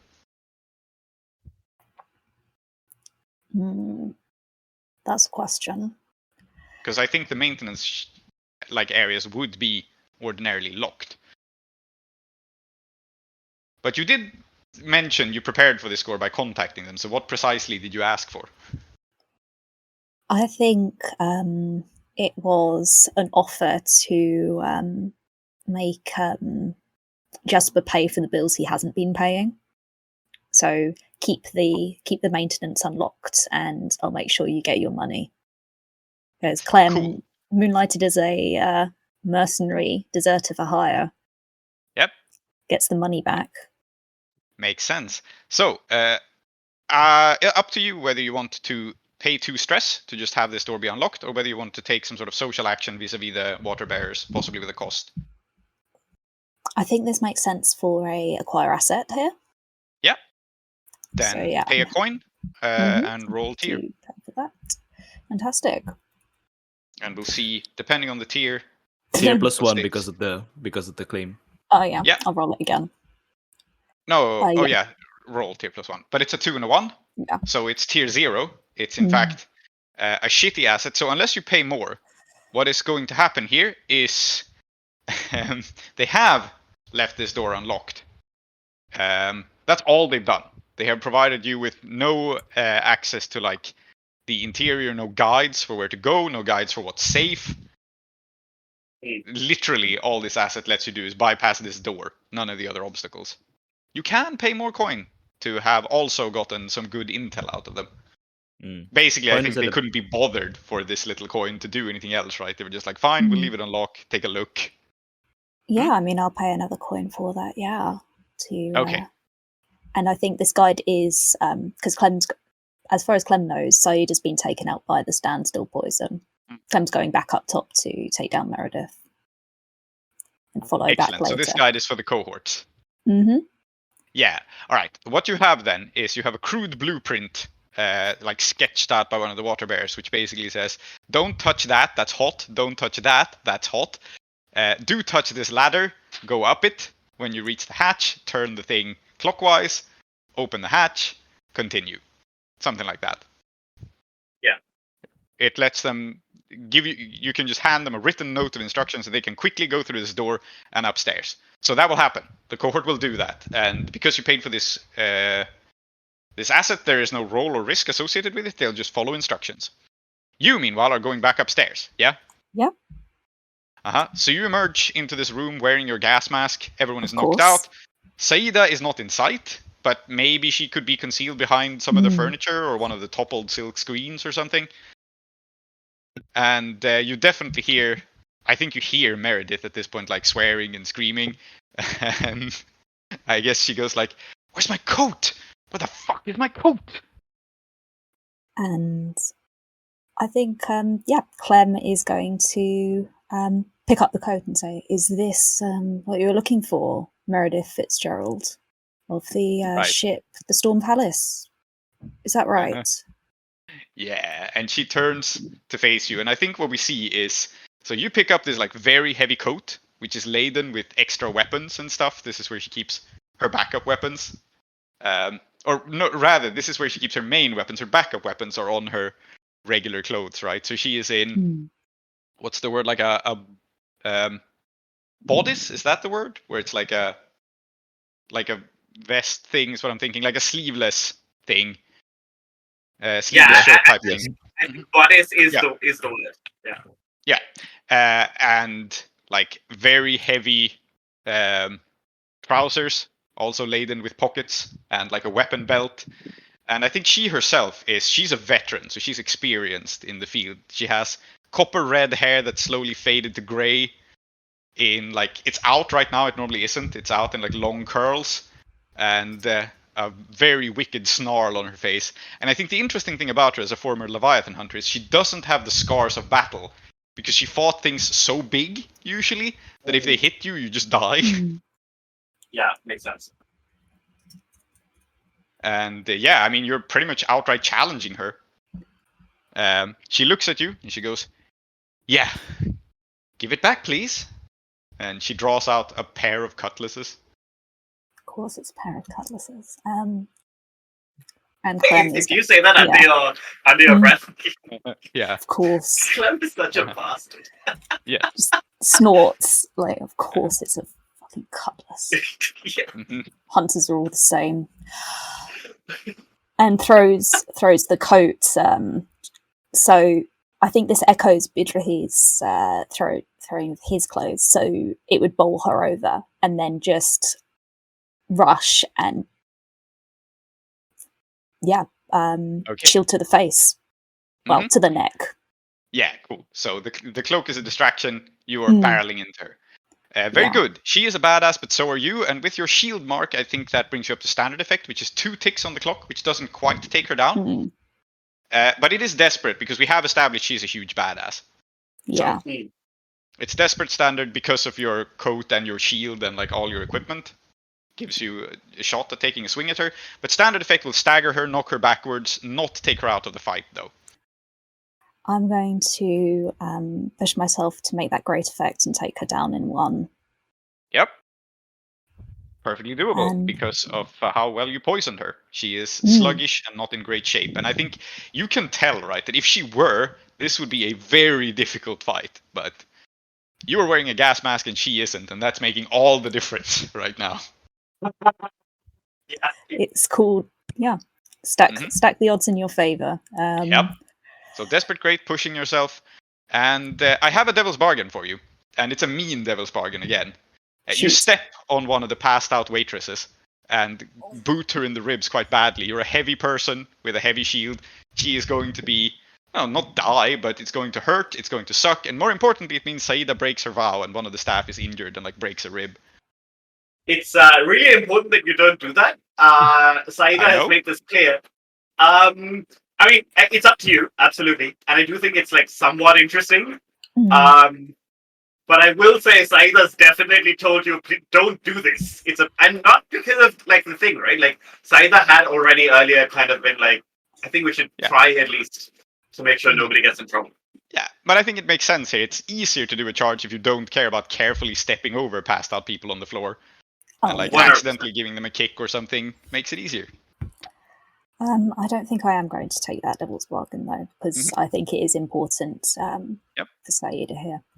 Very good. I'm just throwing all sorts of fuck with each other's devil's bargains at you today. Yes, but correct. Yeah. You are. But I mean, it's good. Okay. Then no devil's bargain, desperate standard. Desperate great, because I've pushed myself. Desperate great, sorry. Because you pushed yourself for effect. Yes. I think this probably counts as wrecking her shit again, right? Yeah. I think you're wrecking. I love Do you need an assist? How many dice are you looking at? 3. Do you want an assist? I could figure some way out of giving you one. I mean, shoot. What are you thinking? So you're charging at her with your shield. You've thrown the cloak at her, right? And the cloak, that was your cloak, right? No, that's her coat. Yeah. Okay, that makes it even better. I mean, this is a fashion icon. So I would say that I've done some research on this person, and because of the kind of people that I tend to hang out with, I hear a lot about her clothes, and I think I would have heard that there's a particular it's almost entirely likely that in her cloak there's a particular recess where she keeps some sort of weapon, maybe a whip or something that's built in. And I think if you take the devil's bargain, if you take the assist, then you might be able to either fling it in such a way that this weapon kind of strikes her in the face, or you kind of take the weapon yourself. I think it's not a weapon. I think it's metal plating inlaid in the coat to stop a bullet to the heart. Yeah, I mean, in fact, like you can get certain clothes and like South Asian styles that actually have like metal inlays and so on, like discs and so on. So I think it's kind of like that, and we know that these are strong ones. Yep, makes sense. So you have an assist for having been instructed about. It's very funny that Bidrohi has himself weaponized fashion this session and also instructed. It's not instructive. It's like, oh my god, sibling Clem. Like this is clearly like bulletproof, like like mirror finishing and so on, mirror gems and all that. Yep. And you can draw your own conclusions. It's a nice quote. Okay. That's Clem's input on this conversation. Yeah. Very good. Let's see this roll. 6, 6, 6, 4. So I'm part of it. I'm happy to be part of the sixes. Yes. So you knock her down, and I think okay. Crit bonus here. You have the collaboration of the proprietor. You don't know that, but I think a crit bonus here can be that she rushes out and informs you of this, and she is, I think she sees this occur, and what I'm aiming at as a crit bonus is I think you can get to take Meredith captive if you want. Can I take her coat as well? You can take her coat as well, or instead, but I mean, if you take her captive, then you take her coat too, so it's fair. I would like her coat, please. Yeah, I think what happens is that this proprietor, this Ansetara, she rushes out and she says, "Please don't bring any further attention here. If you have trouble with this woman, take her elsewhere. I have some staff out the back. I have a carriage. Throw her in there. Get her out of here." And I think that's your crit bonus. She is like, "Oh shit, this is way more serious than I thought. I don't want any heat to my establishment. Please just throw this woman in my carriage. I'll drive her wherever you want, just so that I get her away from here." Yeah, we should do this. But I think that what we should do is, if you can tie her up, you can put Saeeda, who is not in a good way, into the carriage, and I can take her back to the vault, stick her in our prison, and then you can go down and continue with your sabotage. Wearing her coat, if you like. Exactly. Yeah. Yeah. Okay. And so, I'm going to add nice coat. Yes. Which is important. And I think for the purpose of this score alone, right, in future this will count against load because you'd be bringing it. But for this score alone, you now have heavy armor. Even though you ordinarily wouldn't be, but... Very good. Yep. So, you put on the badass long coat and you hurry after the cohort towards the panic. That looks so good. Yeah, if Clem's learned anything from Bidrohi, it is look good doing your horrible stuff. Turns out looking good is mechanically beneficial. Yes. Sher-e-Khattam, meanwhile, you do not look good. You look like a wet cat in a jacuzzi. And pulling yourself up, you see Shorebot running away, shouting for help. Yeah, I was thinking that I could either try to stop him by firing the hook shot, but I think, is there a way I can frame it so that him... Like, what can I roll so that him running away is actually a good thing? Shouting for help. Yeah, I think it's command in that situation, which is like terrifying presence, leaping out of the water and scaring the guards and stuff. Because your goal is to cause panic, right? Yeah. So I think a command action would be appropriate to like shout after him, be generally terrifying, and try to turn this from looking like a wet cat in a jacuzzi to like a sea monster rising from the water. Yes, yeah. Okay, now, unfortunately, I've got absolutely nothing in command, so I'm gonna need something to help out. So I don't know if anyone... I don't think anyone can assist me in coming out of this. I've already blown it. I've blown mine. Yeah. I can just push myself, I guess. I have a devil's bargain, actually. Okay, what's your devil's bargain? Because Mushfiq and the flatbread uncles are so at odds with each other, this will get back to your vice purveyor, Sundari Tanduri, and it's going to create some trouble with her. Yeah, I like that idea. I think that, and I think it just makes sense. Yeah. Yeah. Shorbot Alright, is I'll take not that. exactly her boss, but he is her friend, so Yeah, I mean, it's not like he's just gonna say, "Oh, now you're gonna be cut off," but it's definitely a problem, right? Like it's definitely like you're gonna have to do Yeah. something. No, it makes Okay. sense. I think that makes sense. We should that works. So you have a bonus die from that. I think I'm gonna push myself as well because I've got. You can't push yourself Oh, for right, a die right. and take a devil's bargain. You can okay, for okay. effect though if you want. And I think your position and effect is straightforward. I think it's still controlled actually because Oh like my Bidrohi God. is drawing so much of the actual heat. Yes. So I think it's controlled standard to just kick up a stir and be Alright. scary. Okay, let's just roll the one die then. Let's see what happens. It's a 6. 6. Perfect. Lovely. So Very good. Shorbot, I think Shorbot rushes to the door and he goes like, "Let me in! Sher-e-Khattam is out here, I don't know what he wants!" And he bangs on the door, and this is the exact effect of Jasper going, "Oh shit," and running into his panic room and abandoning Shorbot out here. Alright. And So what you achieve is 2 things actually. Jasper goes to the panic room, and Shorbot goes, "Well, I'm not doing business with that fucker ever again." Yes, very good. good. Alright. So I think he snatches his towel, he holds it up before him, he turns around and he goes like, "Well, it's not me you're after, it's him. He's through that window." Yeah, I think like before Jasper, I'm sorry, Sharple just could start explaining. I think Mushfik, like when he's going help it, or Yeah. like I should probably just be like, "Oh, quit! You're belly aching. I'm not interested in you anyway." Yeah. No. You must be introduced.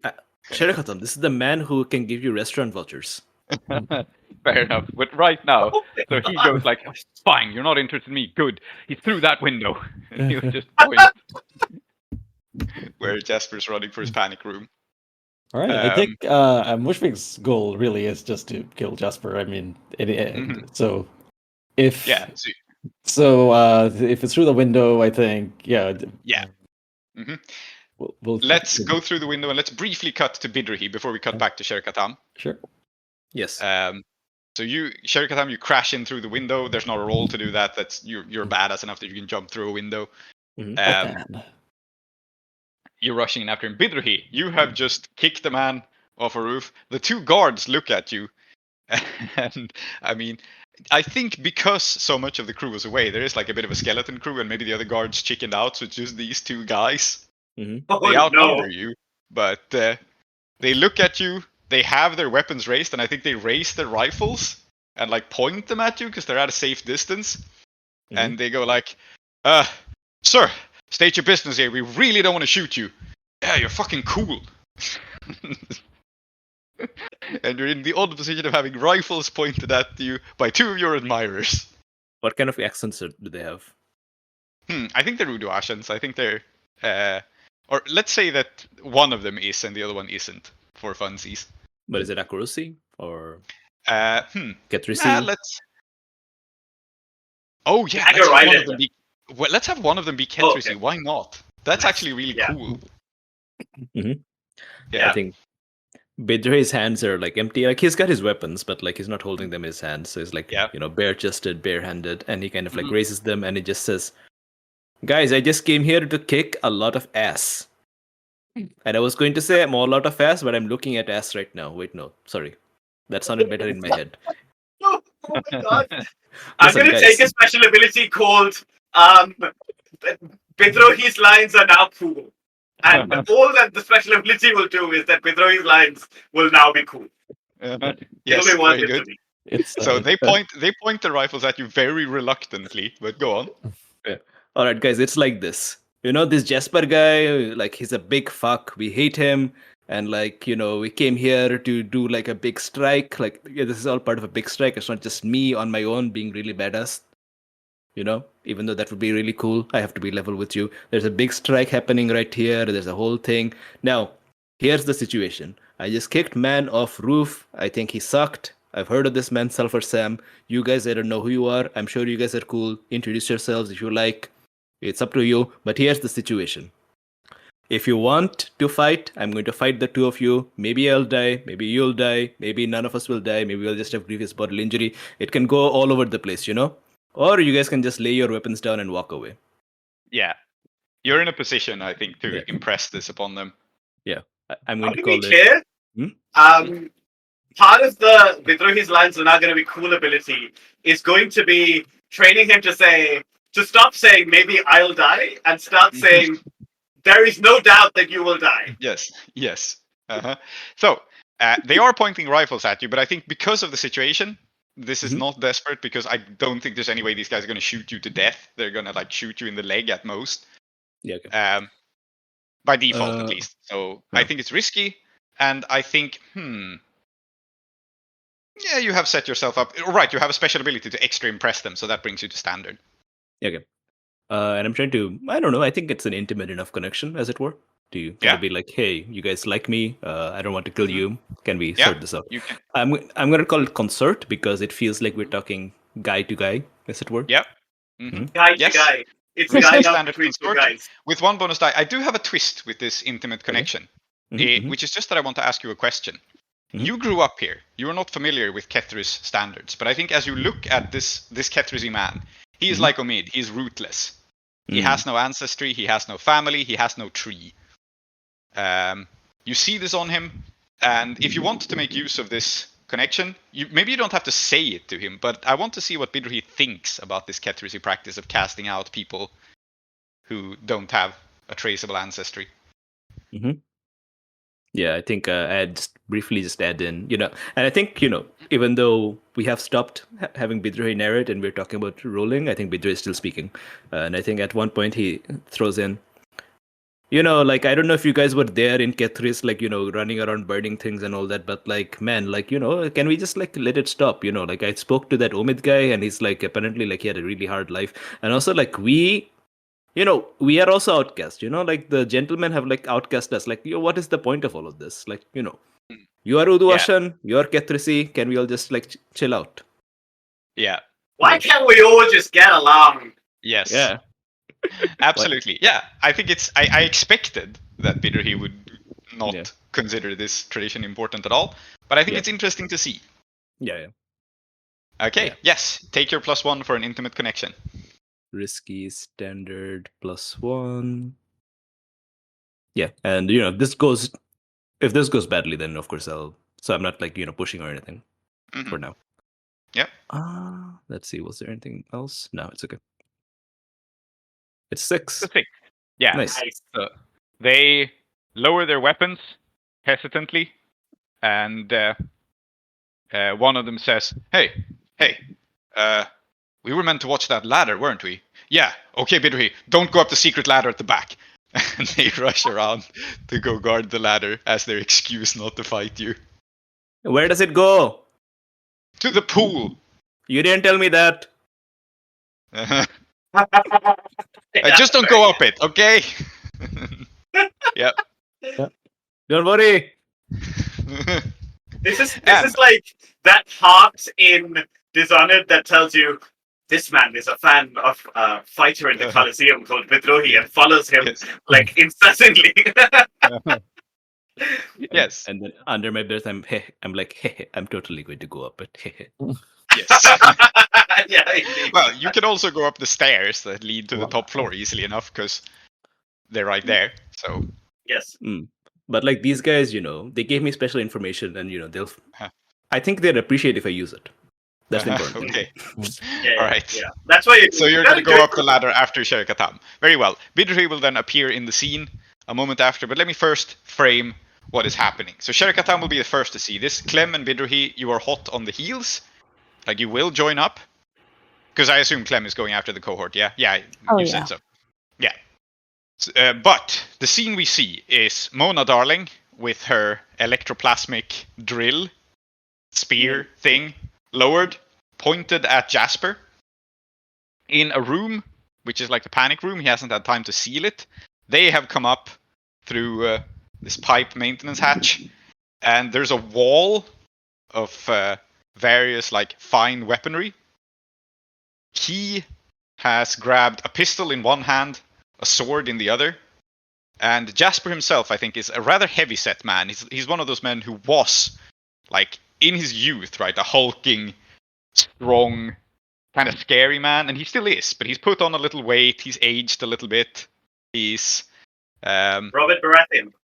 Yeah. He's got like salt and pepper hair, and he glares at your cohort. And there is like a brief pause, and he will notice you coming from behind, Sher-e-Khattam, like you crash in through a window. He's gonna spin around. Is he glaring at us from behind a Gatling gun? Oh my god, does he have a Gatling gun in his panic room? I don't think he would have that in his panic. Oh no, I know what he has. He has like a duck's foot pistol. So he could shoot like several of your cohort at once. Oh, These like insane spread out pistols, which he has pointed at them. And then as Sher-e-Khattam comes from behind, I think he just like turns slightly and points the sword in your direction. And he just goes like, "Don't come any closer, please." Okay. But would you say that this me coming through the window would count as attacking from hiding? Yes. I would get +1 die. Yes. Okay, I thought this is what Mushfiq was saying. If you just rush him right now, then yes. I mean, he has spotted you, but you're still attacking from hiding, definitely. So you can just rush him. He is a dangerous man with a sword. He is like he hears you, but you can do it. It's desperate. All right. So, what Mushfiq does is he crashes through the window and Batman style. So I said last time that we'll say I'm going to take a point in hunt, and we'll say that Mushfiq has some kind of chakram thrower attached to the prosthetic arm. Yeah. Yeah, and then just like how Batman throws his batarangs to knock guns out of people's hands. That. So you want to disarm him of the duck's foot pistol? Yeah. Mushfiq is fully becoming Batman. Well, I don't know about fully. I think there's a difference in atmosphere and thematics and vibes. Yes. Mushfiq is fully becoming the Adam West Batman. Yes. So, desperate I have standard. not yet started employing child labor, so yes. there's an important difference. Okay, thank you for clarifying this. I'm going to get on getting Mushfiq some child labor as soon as possible. Also, Tejal as Robin is obviously what is happening here. Mushfiq does have a butler, though, so, collectively yes. have a butler, so... Yes. Okay, very good. So it's desperate standard. You can disarm him of the duck's foot pistol. Perfect. And... Okay, so that'll be an extra die. I can also push myself, yeah? Do this? Alright, I'll do that. Hunt, desperate, standard, bonus die, 2. Yes, it's a 5. Phew. Okay. So, you throw this thing, you disarm him of the pistol, and knock him like a little bit further into the room. And do you then rush at him, or do you keep your distance? So I know how to frame your desperate consequence. I don't see any point in waiting. I think Mushfiq does have words for Jasper, but that'll be after disarming him completely. Yeah, so you rush towards him. He is like knocked backwards through the door into the panic room. He staggers backwards, you rush at him, and speaking of Dishonored, he flips a switch, like instinctively as you rush at him, and as you go through the door, he electrocutes you to death. Holy shit! Level 4 armor. He activates his miniature lightning barrier to his panic room, which he apparently has. I think I might, yeah. Yeah. I mean, to death, that's serious. Yeah, that's serious. I mean, lightning barriers are not to be fucked with. They're bad for ghosts, but they're not great for people either. So famously, lightning is not very good for people, except in incredibly small doses in the brain. Yeah. Oh, yes. Bringing back your anecdote about electroshock therapy, I see. Yes. I was actually the joke wasn't that, but sure. Yeah. Yes. Also, the duckfoot pistol is also a callback to season 1 of Desperate Attune. Bring it back, season 1. Yes. So anyway, make season 1 of Desperate Attune again. Make a resistance roll. How does it look like when you resist this like lightning arcing out from the metal frame of the door? What indeed? Maybe. So the lightning will follow. Okay, lightning will follow the path of least resistance, and so what makes sense maybe is to somehow use a prosthetic arm to redirect the lightning from the body. I think that makes sense. Yeah, grounded. Yeah. You're still taking harm from this, right? But your prosthetic arm is not harmed by electricity and can ground you. Yeah, so it's probably prowess to like use that quickly enough. Yeah. As you start to. Oh man, Mushfik's really glad he took that electronics course. Yes. All right, so okay, no stress at all. Okay. Here it is. So this resists it down to level 3. I think you can also mark armor because of how we framed it. Armor is normally not that good against electricity, but since you're using the arm, or yeah, you can take it down to level 2. So right. it's still electrocution burns. It still sucks, but I think you get through the gate All right. So into just the him? room. Is it just Sher-e-Khattam who's going to be in the room? No, the cohort is also there. Mm. Like Jasper was pointing the gun at them, so they can be commanded to act in this moment. Sher-e-Khattam, do you order them to do anything? I think Jasper is surprised that you're still alive. I think he expected you to die from that. The statues outside the panic room, right? Mm-hmm. Is there anything? I mean, you don't have to tell to give me information that's useful, but is the panic room itself?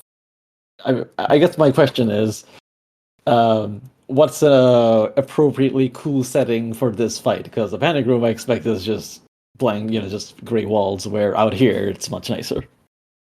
Yeah. So okay, we should fight out here, and I think what we'll do is not go into the panic room, but rather pull him out of it. Makes sense. So maybe what the cohort is trying to do is he burns through all the electricity as he electrocutes you, and the system shorts, and then the cohort is going to force him back outside, out of the room. Oh my god! But on the other hand, consider just pushing him through the lightning barrier like they do in Dishonored to turn him into ash. Yeah. But we just say words to him. It's not fun if he doesn't know why he's dying. Yeah. Yeah. Okay. So, someone roll for the cohort. I don't think Mushfik is commanding them. I think they're acting independently. So someone roll for the cohort to see if they can push this guy out. And now they have 2 dice because they are thugs. They are good at this sort of thing. And the goal here is to hurl him and Sher-e-Khattam back out onto the terrace with his statue of himself and shit. Mm-hmm. Are they setting up Sher-e-Khattam? I think they are, yeah.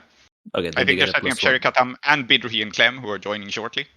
Okay. They get a bonus dice because of Blood Brothers. Yeah. Cool. So then it's 3 dice. Which I think everyone forgot about for a long time. Mm-hmm.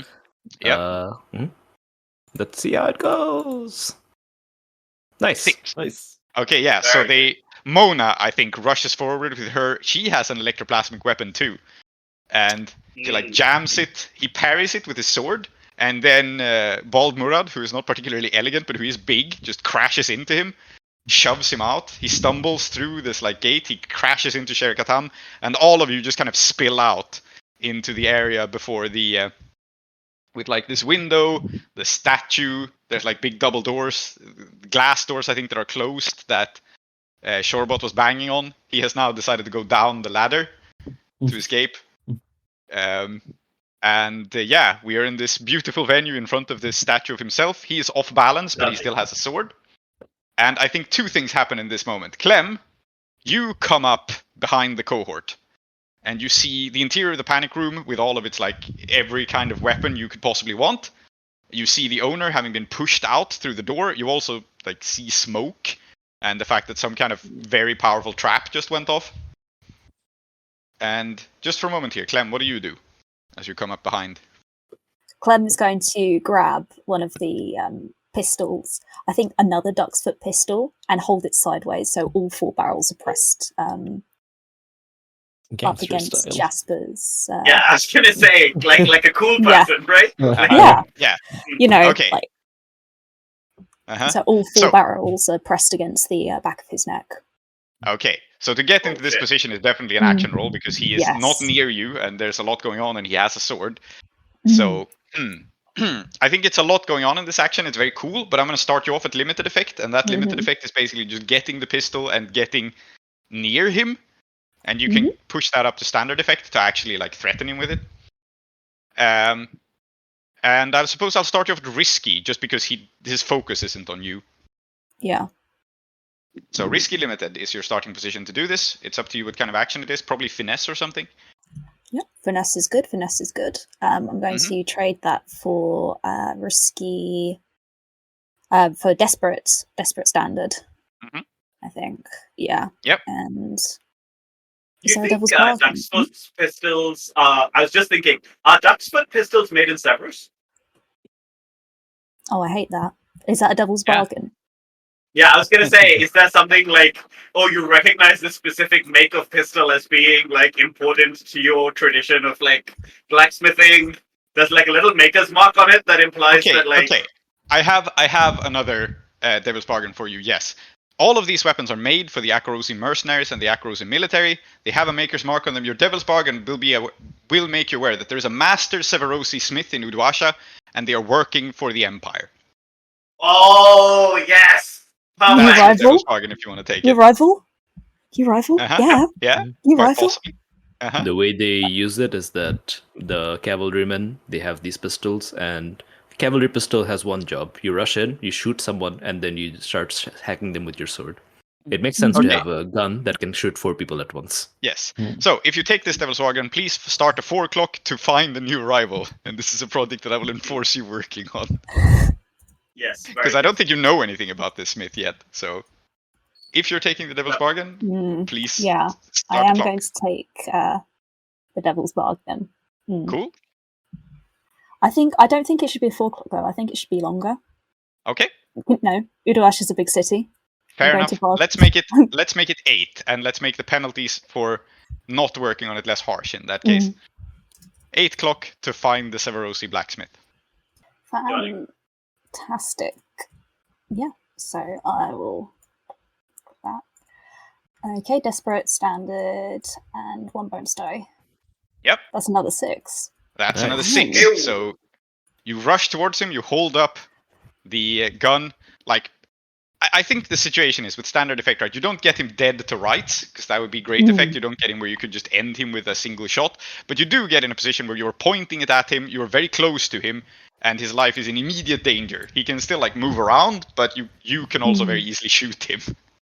So yeah, it's probably like you briefly press it against him. And yeah, there's a very chaotic situation going on. Bidrohi, meanwhile, are you going up the ladder, the secret ladder? Yeah. Yeah, Shorbot Das is going down the secret ladder wearing a towel. So Now you're about to see a whole lot of ass. yes. Sir, please wrap the towel. What? He looks down and he goes, you too! Who? Oh, I is it thought- Harper the sir? Hello. I thought you stayed in the Colosseum. What are you doing here? I don't live in the Colosseum. Why would you think that? What?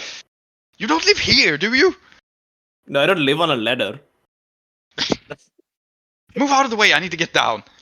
Why are you here, sir? Not on was the here. ladder, but like in general. I was here for a business arrangement and a bath. Did you have either one of those things? No. Well, I did get in the water. I Okay, suppose sir. that counts. You understand that you are leader of gang that hates us, and I am below you with swords, and you are only armed with towel. You are Go back only armed with power. What a line! I mean, what a yeah.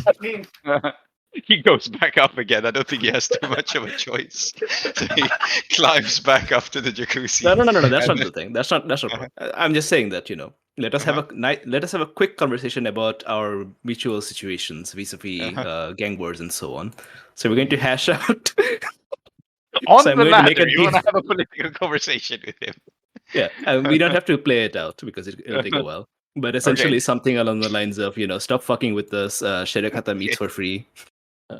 Okay, so you can make an action roll here in an attempt to blackmail yourself into a better position with the flatbread uncles. Sure. They are at -2 with you. Seems You pretty can attempt to limited, even if you do. Oh, but no, you have him at towel point, so I guess. Yes. Let's just call it risky standard. I don't precisely know what the risk is, but this is the default position in effect. So let's call Bidrohi's impromptu political maneuvering risky standard. I mean, the risk is very likely that he just won't honor his end of the deal as soon as he's gone, Yeah, fair. or maybe something like that. Mhm. Yeah, risky standard. Sher-e-Khattam, would you like to assist? Yes, but I don't know how. I think Oh, you can. maybe. You would know, like you'd have like encyclopedic knowledge of like which are the good restaurants and so on. Oh, I see. Okay, yes. Mhm. Oh no, I know even better than that. Like not knowing what the which the best restaurants are, but rather Shunduri Tandoor is actual like old tandoor chef was fired, and I want him back because the new guy's no good. Oh, nice. Yeah. Very Okay, good. that's your assistance. Yeah. Yeah. Yes. But I think it's the reason It's an it helps assistance is because it's a Yeah. reasonable request. Yeah. It's not like an inconvenience. Yeah. Yeah. well, it's more like no. Actually, we do make inconvenient requests as well. But the fact that I peppered that in means that we actually really understand the workings of his organization. Yeah. So we're Yeah. able to follow up. Uh-huh. So I'll take a extra there. Is there a devil's bargain that's relevant? Is there a devil's bargain that's relevant to this? Okay, yes, I have Yes, sir? This is the first dumb thing that came to mind. Yes. A Okay, sponsorship. I have one deal. in mind as well. You have to Ah, advertise okay. this restaurant. You Okay, have to I be was- officially sponsored by Sherwood Das. Okay. I was going to say, doesn't your mother run a boarding house that maybe the flatbread uncles are interested in Oh yeah. running there's on her that. behalf? Yeah. But I think the sponsorship deal is also very harsh in a way because that's definitely something that Sundari Tandoori would be very irritated about if we did that with this man instead Yes. of. Uh-huh. But you know, it's the Colosseum. It's hot. If you go Yeah. like after this match, go have Sherwood Das excellent Sherwood. in the middle of every fight. Badami Sharbat is the secret of my energy. Yes. This is why it's a devil's bargain, because it's like it's funny, but it's also kind of realistic. I mean, Victorian Britain had sponsorship deals too, right? It's not. Yeah. I'm sorry It's to not a tell you new that idea. Zoheb was referring to a very well-known Sachin Tendulkar ad in which he constantly said, "Boost is the secret of our energy." Yes, I see. I think it was bad. It was, I regret. But it's iconic. It is iconic, you're not wrong. So, do you Okay. take this devil's bargain for a sponsorship deal? Indeed, I have, and I've rolled a 5. Okay. So, what is going to happen here is I'm actually bringing in this idea of the boarding house because I think it's interesting. So, with your standard success here, I am going to tick you up one step with the flatbread uncles. You're going to be at -1, but unless you resist this consequence, your mother will have to like formally be in good standing with the organization. Like you will have to arrange that somehow. I'm going to resist this with the ability dashing. You may Okay. expend your special armor to resist a consequence of looking foolish or failing to impress. I Yep. want to impress upon him very much that this is a moment where he does not have any cards.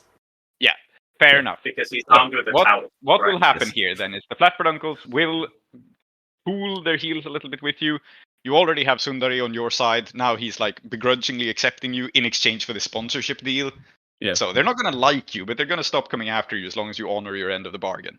And I think the sponsorship deal actually is quite a good thing for him. So Yeah.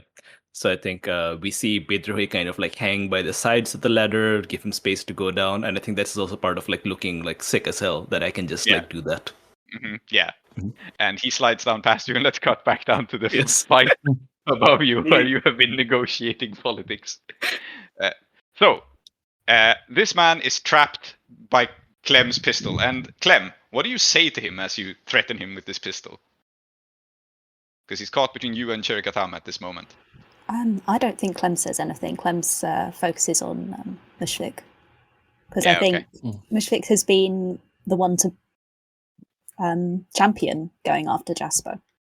And yeah, their eyes are just on their crewmate right now. Yep.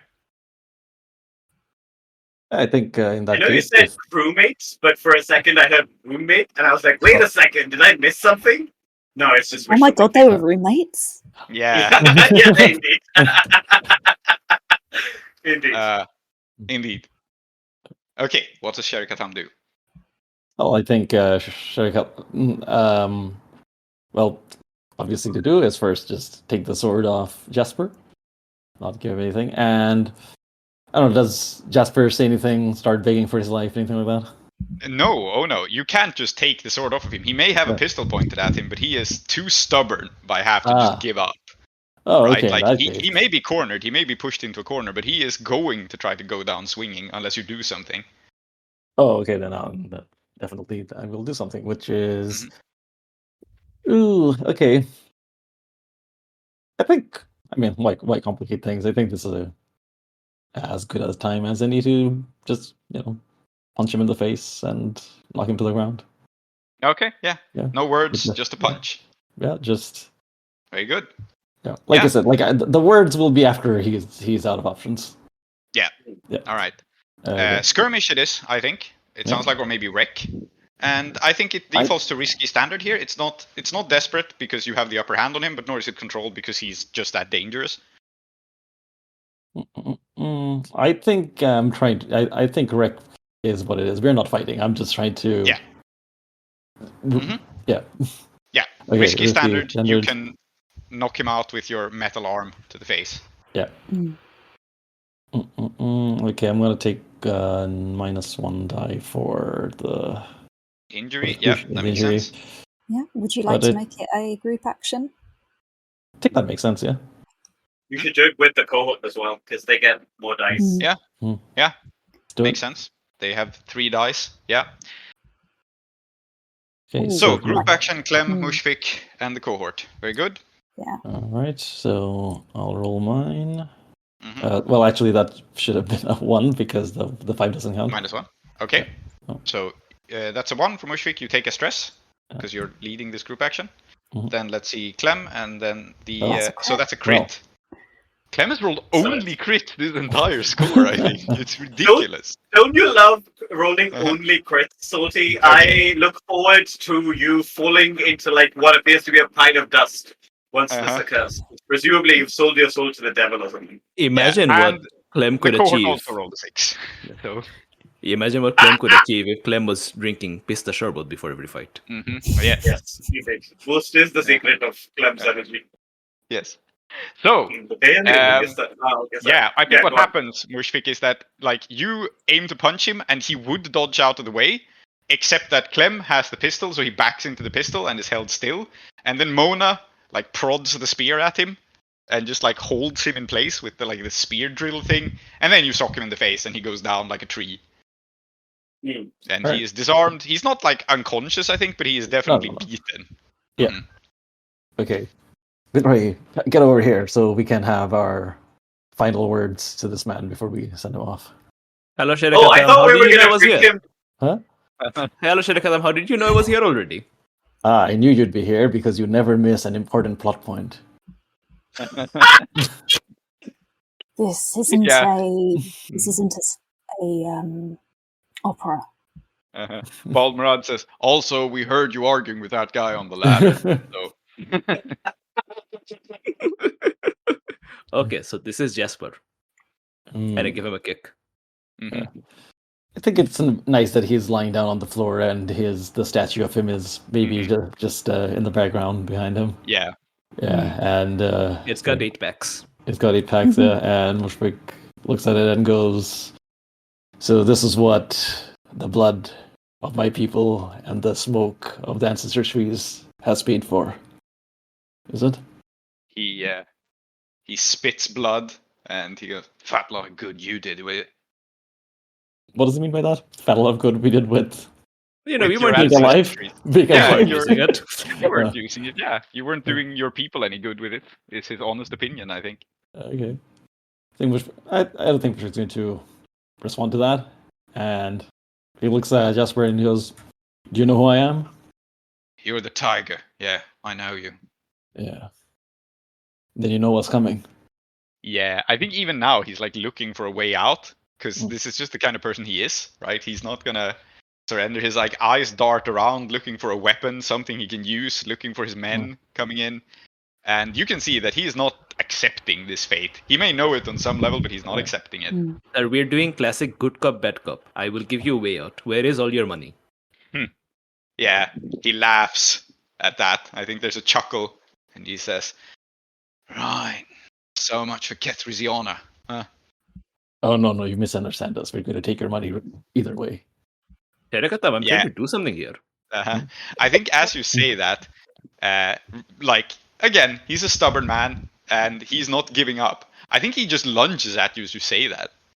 Like, we're going to take it anyway. He goes like, well, then there's no reason for me to negotiate. And he's just going to, like, swing at you with his bare fist. It's not going to work. His fucking neck? You can snap his neck. Yeah. Clem just goes, okay. Oh, can I? Is it a resistance roll if I want to stop him? Do you have reflexes or something? Me? No, I don't. But I mean, yeah. I mean, you can do something first before the neck is snapped. I'm not gonna you can say something to him or like grab his fist as he throws a punch Yeah. and speak to him first. Unless Clem really wanted to just kill him right now. In which case, probably a discussion. Yeah, probably a discussion. Clem? You want to just kill him right now? It's only if you're not doing something, because Oh, I think well, I was gonna Clem's kill him right now. immediate response would be, Oh, no. What I was don't going to do do is kill him right now. I think it's beautiful if the two of you both kill him right now.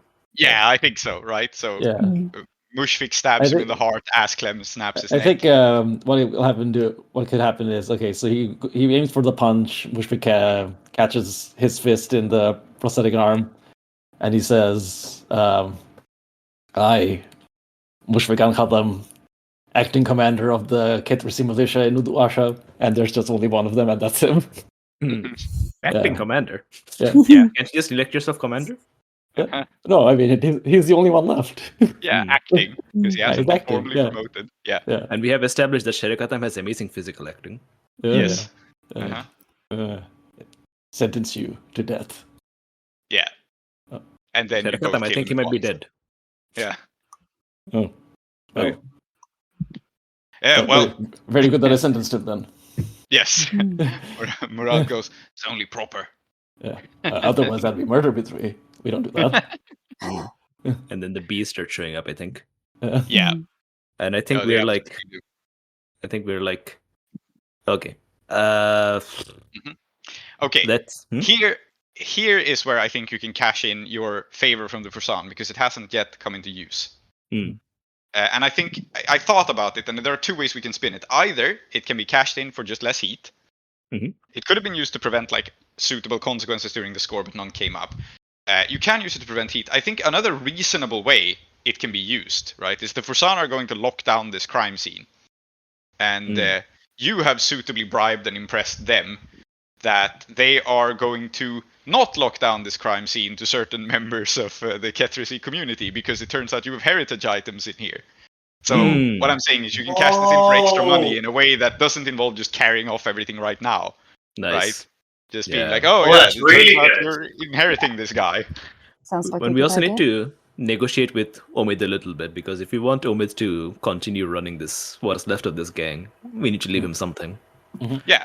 Of course, but I think it's more logical, right, that you frame it this way rather than just. I mean, obviously you're also stealing a bunch of stuff that isn't nailed down right now. But I think for more cash, it makes sense to have the paperwork to go like, yeah, these are Kethrys artifacts. They're being returned to the Kethrys community because this guy had no heirs. So yeah, and it all comes together because like then we can prevent Omid from like keeping a whole bunch of really good stuff for himself because we have like the paperwork, and also it means we can come back to negotiate and make sure things. There's one last thing I wanted to do in this scene, but other people can do things first. I think Sher-e-Khattam just had this big moment. I think is he reacting at all, or is he just kind of chill with it? In terms of killing Jasper? Yeah. I think, as Jasper, slinks to the floor in a puddle of his own blood. Right? I don't think Sher-e-Khattam like reacts much, like outwardly. Just looks at one final look, wipes his sword on whatever, like I don't know, this jacuzzi. There's towels around, and I just walks off without another word because that's what cool people do. I have one other thing to add from the cohort actually, just to spotlight them. The pilot is not here; she's paralyzed downstairs. Mona Darling is distracted with this man. Pejal is excited. I think it's Bald Murad who comes to the rescue for once, because he is more perceptive than he puts on. So we see Bald Murad stand up, look away from the corpse, and look into the living room that was right next to this panic room. And he is going to lay his eyes on a large set with silverware table. And he's going to realize what it's made of. Oh, shit. And this is one of the heritage items that Bald Murad is going to make damn sure that Saeeda gets a hold of. Nice. Okay. Because we haven't seen Saeeda's hunt for the trees that got turned into furniture, and I think this is an excellent point to bring that back. Yeah, hell yeah. That's great. Okay. Is there something Clem wanted to do before I do my thing? I mean, Yeah, go ahead. Feel free. Okay. I'm wondering if we're on the same track. If not, so yeah. Oh, I'd be very surprised, but very gratified Okay, if we were. no, go ahead. We'll see. Yeah. We'll see. I'm going to find the phone. Yeah, it's in the panic room. It's a small tin telephone. It connects probably only to the Lord Governor, so it's not like you really like dial it. Are you Hmm. going to? Hey, sibling Do you Clem, how have- do these things work? Are you going to do a prank call? Sort of. Yeah. How do these things work, sibling Clem? Is it a rotary dial phone? I guess I so. don't I know. don't even think you need to dial it, but Do I just? actually, I think this is an old enough phone that this is not a rotary dial phone. This is one of the ones where you just lift it and go operator. Right. Yeah. Yeah. So what happens when I put the earpiece to my head and I hold the thing up the way Clem shows me? Is there like a does someone I just think pick up? so. I don't know how much Akorosi Bidrohi speaks, but I think what you hear on the other end is a polite Lord Governor's office from one of his secretaries. Hello, I'm speaking from Jasper's panic room of Jasper's JLC's important. Yeah, yes. Yeah, ask them if the refrigerator is running. Okay. This is important call asking about refrigerator and also is Lord Governor there? This is very important. Yeah. Jasper's One moment. panic room. Yeah. And like again, this is old-fashioned telephone technology. So one moment is actually kind of a long time as this secretary physically finds the governor and moves him to the one room in his house with a telephone. But he does Amazing arrive. technology. Yeah, he does arrive, and you hear a voice from the other end. What have we established about the Lord Governor? He's a hunter. So he's got a few tags. Let me really quickly dig them up. Yeah, so Lord Governor Pietro Gustapi, said to be a harmless man who whiles away his tremendous free time hunting with the silver nails. His tags are sporty, incompetent, and crackshot. Yeah, sporty, incompetent, and crackshot. Very good. So you hear on the other end hello there. Hello, is this Lord Governor Pietro Gustapi? Yes, the very same. Sorry for the speaking in the Hadrati. Not my accuracy is not very good. I'm speaking from Jasper's what do you call it? The panic room. You know Jasper, Yes. right? I'm aware. Who is this?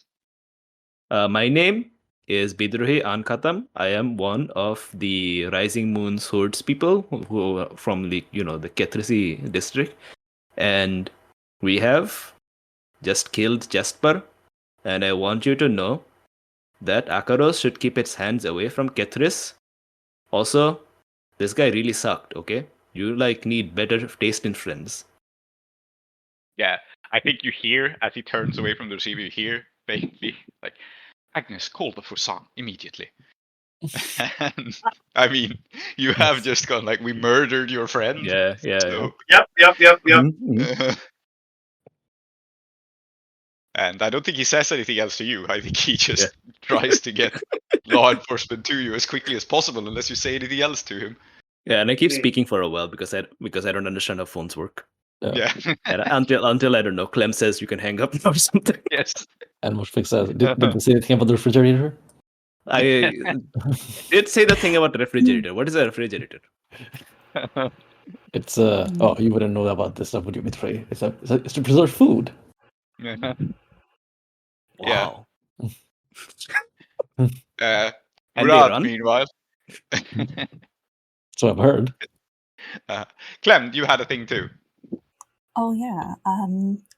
We mentioned out of character potentially having a flag. I've got some loot Yes. left. The flag raised over there, yeah. Nice. Yeah. Forgot about that actually. See? You have made the flag, Mm. the heraldry, yes? Yeah. And Surprise heraldry. yeah, surprise Surprise heraldry. Deus Ex heraldry. Mhm. I think I think this is something Mushfig might have mentioned that he wanted to do. Yeah. And Yeah. I think Clem pulls it out and says, "You mentioned that you wanted to wave the Kethrys flag over Jasper's dead body." Describe the flag. Should we paint the scene about it, or Yeah, do you want to do it all on your I'd own? like to frame this as a flashback because Clem has used the wax cylinders to create recordings of what each member of the Kethrys community they know, potentially Bidrohi, Saeeda, and Mushfig as well, to imbue in the flag. It's their heraldry. And that's I'd like that to be my one such work passed down my lineage already. Nice. Oh, nice. Craft or invent something using Severosi ancestral steed or herald work. You have +1 result level. Yeah, awesome. So you have made a special heraldic design, and it is the flag of Kethrys. Wonderful. It's important that this is not the one that already exists for the Sublime Republic of Kethrys. Yeah. So I'd like to invite the other PCs to say what they would have told Clem. I know what I would have told Clem, which is that the heraldry of the Sublime Republic as it used to be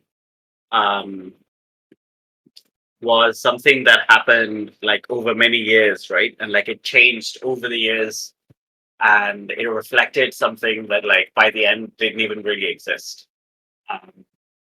Like the symbols on the flag really only meant the Sublime Republic. They didn't refer to anything in reality.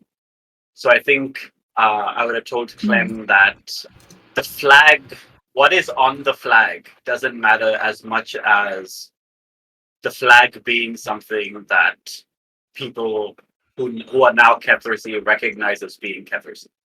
I think then Bidrohi's suggestions for things to put on the flag. And I'm wondering if this is like a surprise that you're actually making this. Maybe we didn't think that this was an actual thing. Maybe we're just like, I don't know. It's up to you, but like, maybe... It could be that. Sorry, I was gonna say, it could be that Clem was just asking about Kethrys without saying that they were going to make this. I think it's really nice if it's a surprise. Yeah. So I think the things that Bidrohi would have said is that I think the others are like going to talk about like trees and so on, but like I guess they should be there. Of course, I mean no, they should be there, but like you know me, Sibling Clem, that's not something I have much relation with. I think like for me when I think about Kethrys, like I think about the things that like are all about like, you know, life around me.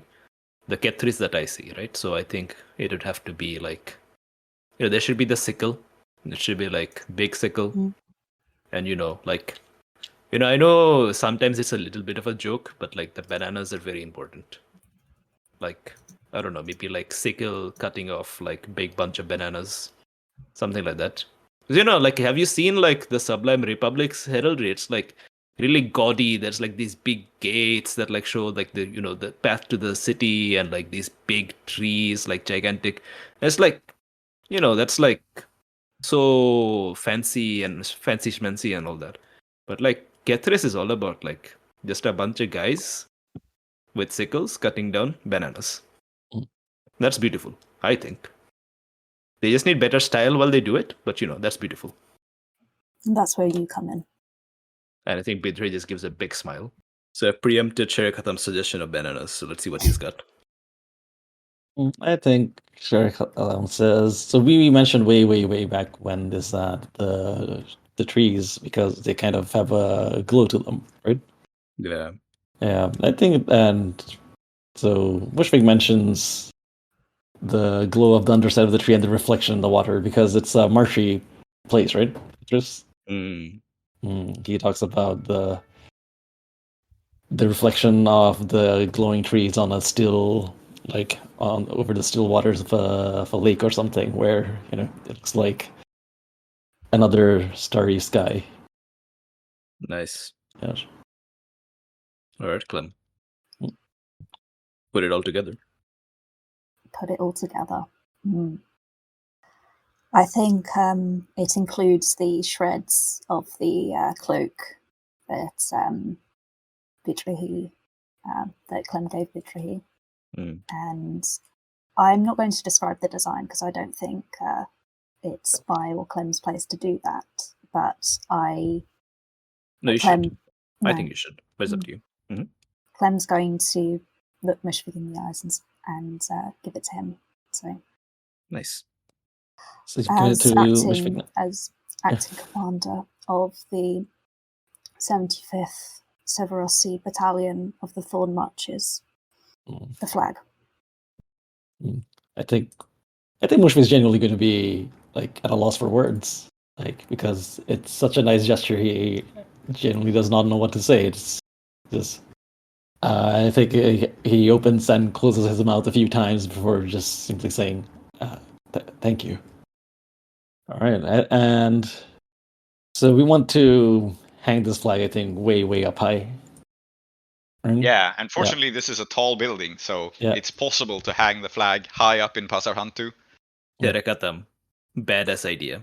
May I? Of course. Hang glider. Rope. Yes. Kite.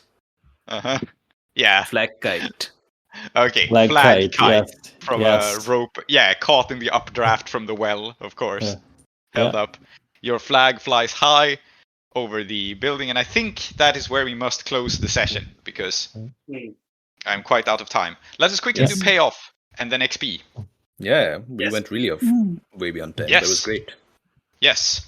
So, you gain 3 rep because he's 1 tier higher. So, that gives you 2 spillover and you max out. You also, let's not faff about here, gain 12 coin. Nice. Which means you can spend 4 coin to tier up here, effectively, because you need 16 to tier up, and you get 12. Yeah. So, I see. Okay, yeah. Mm-hmm. I think we should. Nice. If you spend 4 coin left, then you have a tier and 2 extra rep. So let's just adjust that now. Okay. We'll talk about what this means next session, but... Done. Yeah.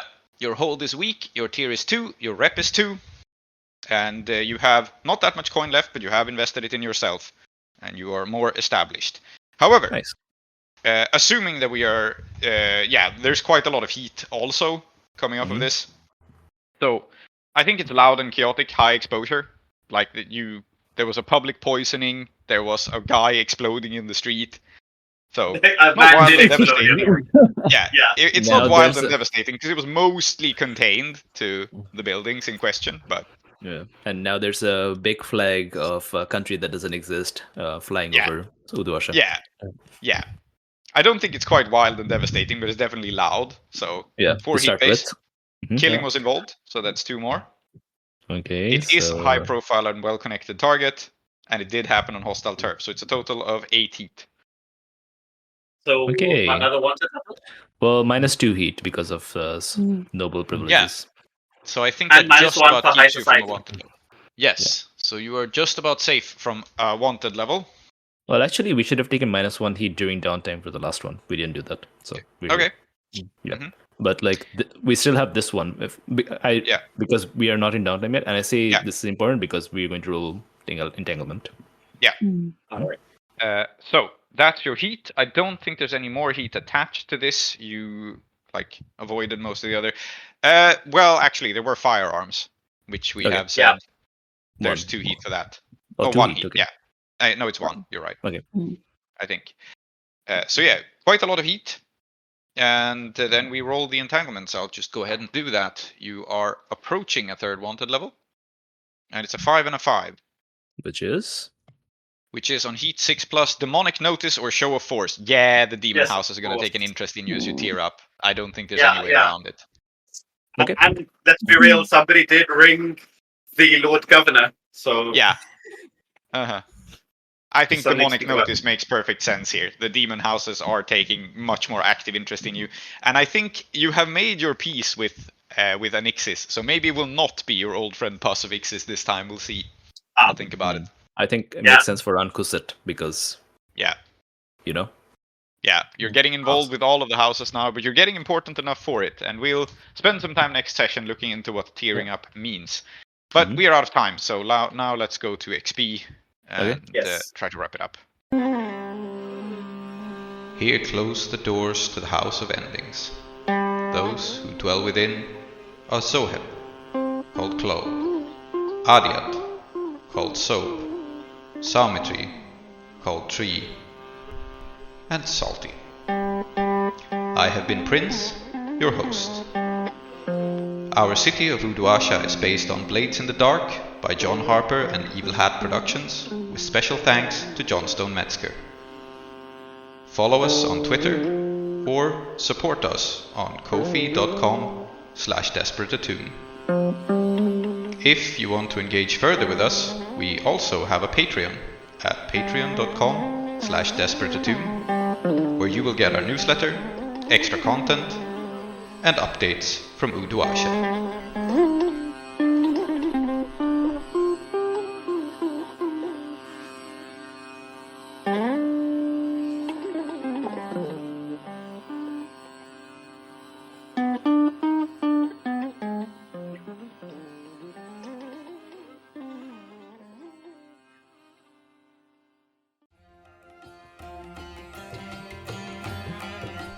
The next time on Desperate Attune, the golem is exclusively used as the personal carrier for actual demons or demon aspects of the house. Oh In no! this case, there's a rock on it, but this is the carrier that, like, if the Pus of Ixis were prone to traveling in style, it would ride on one of these, right? It's just not.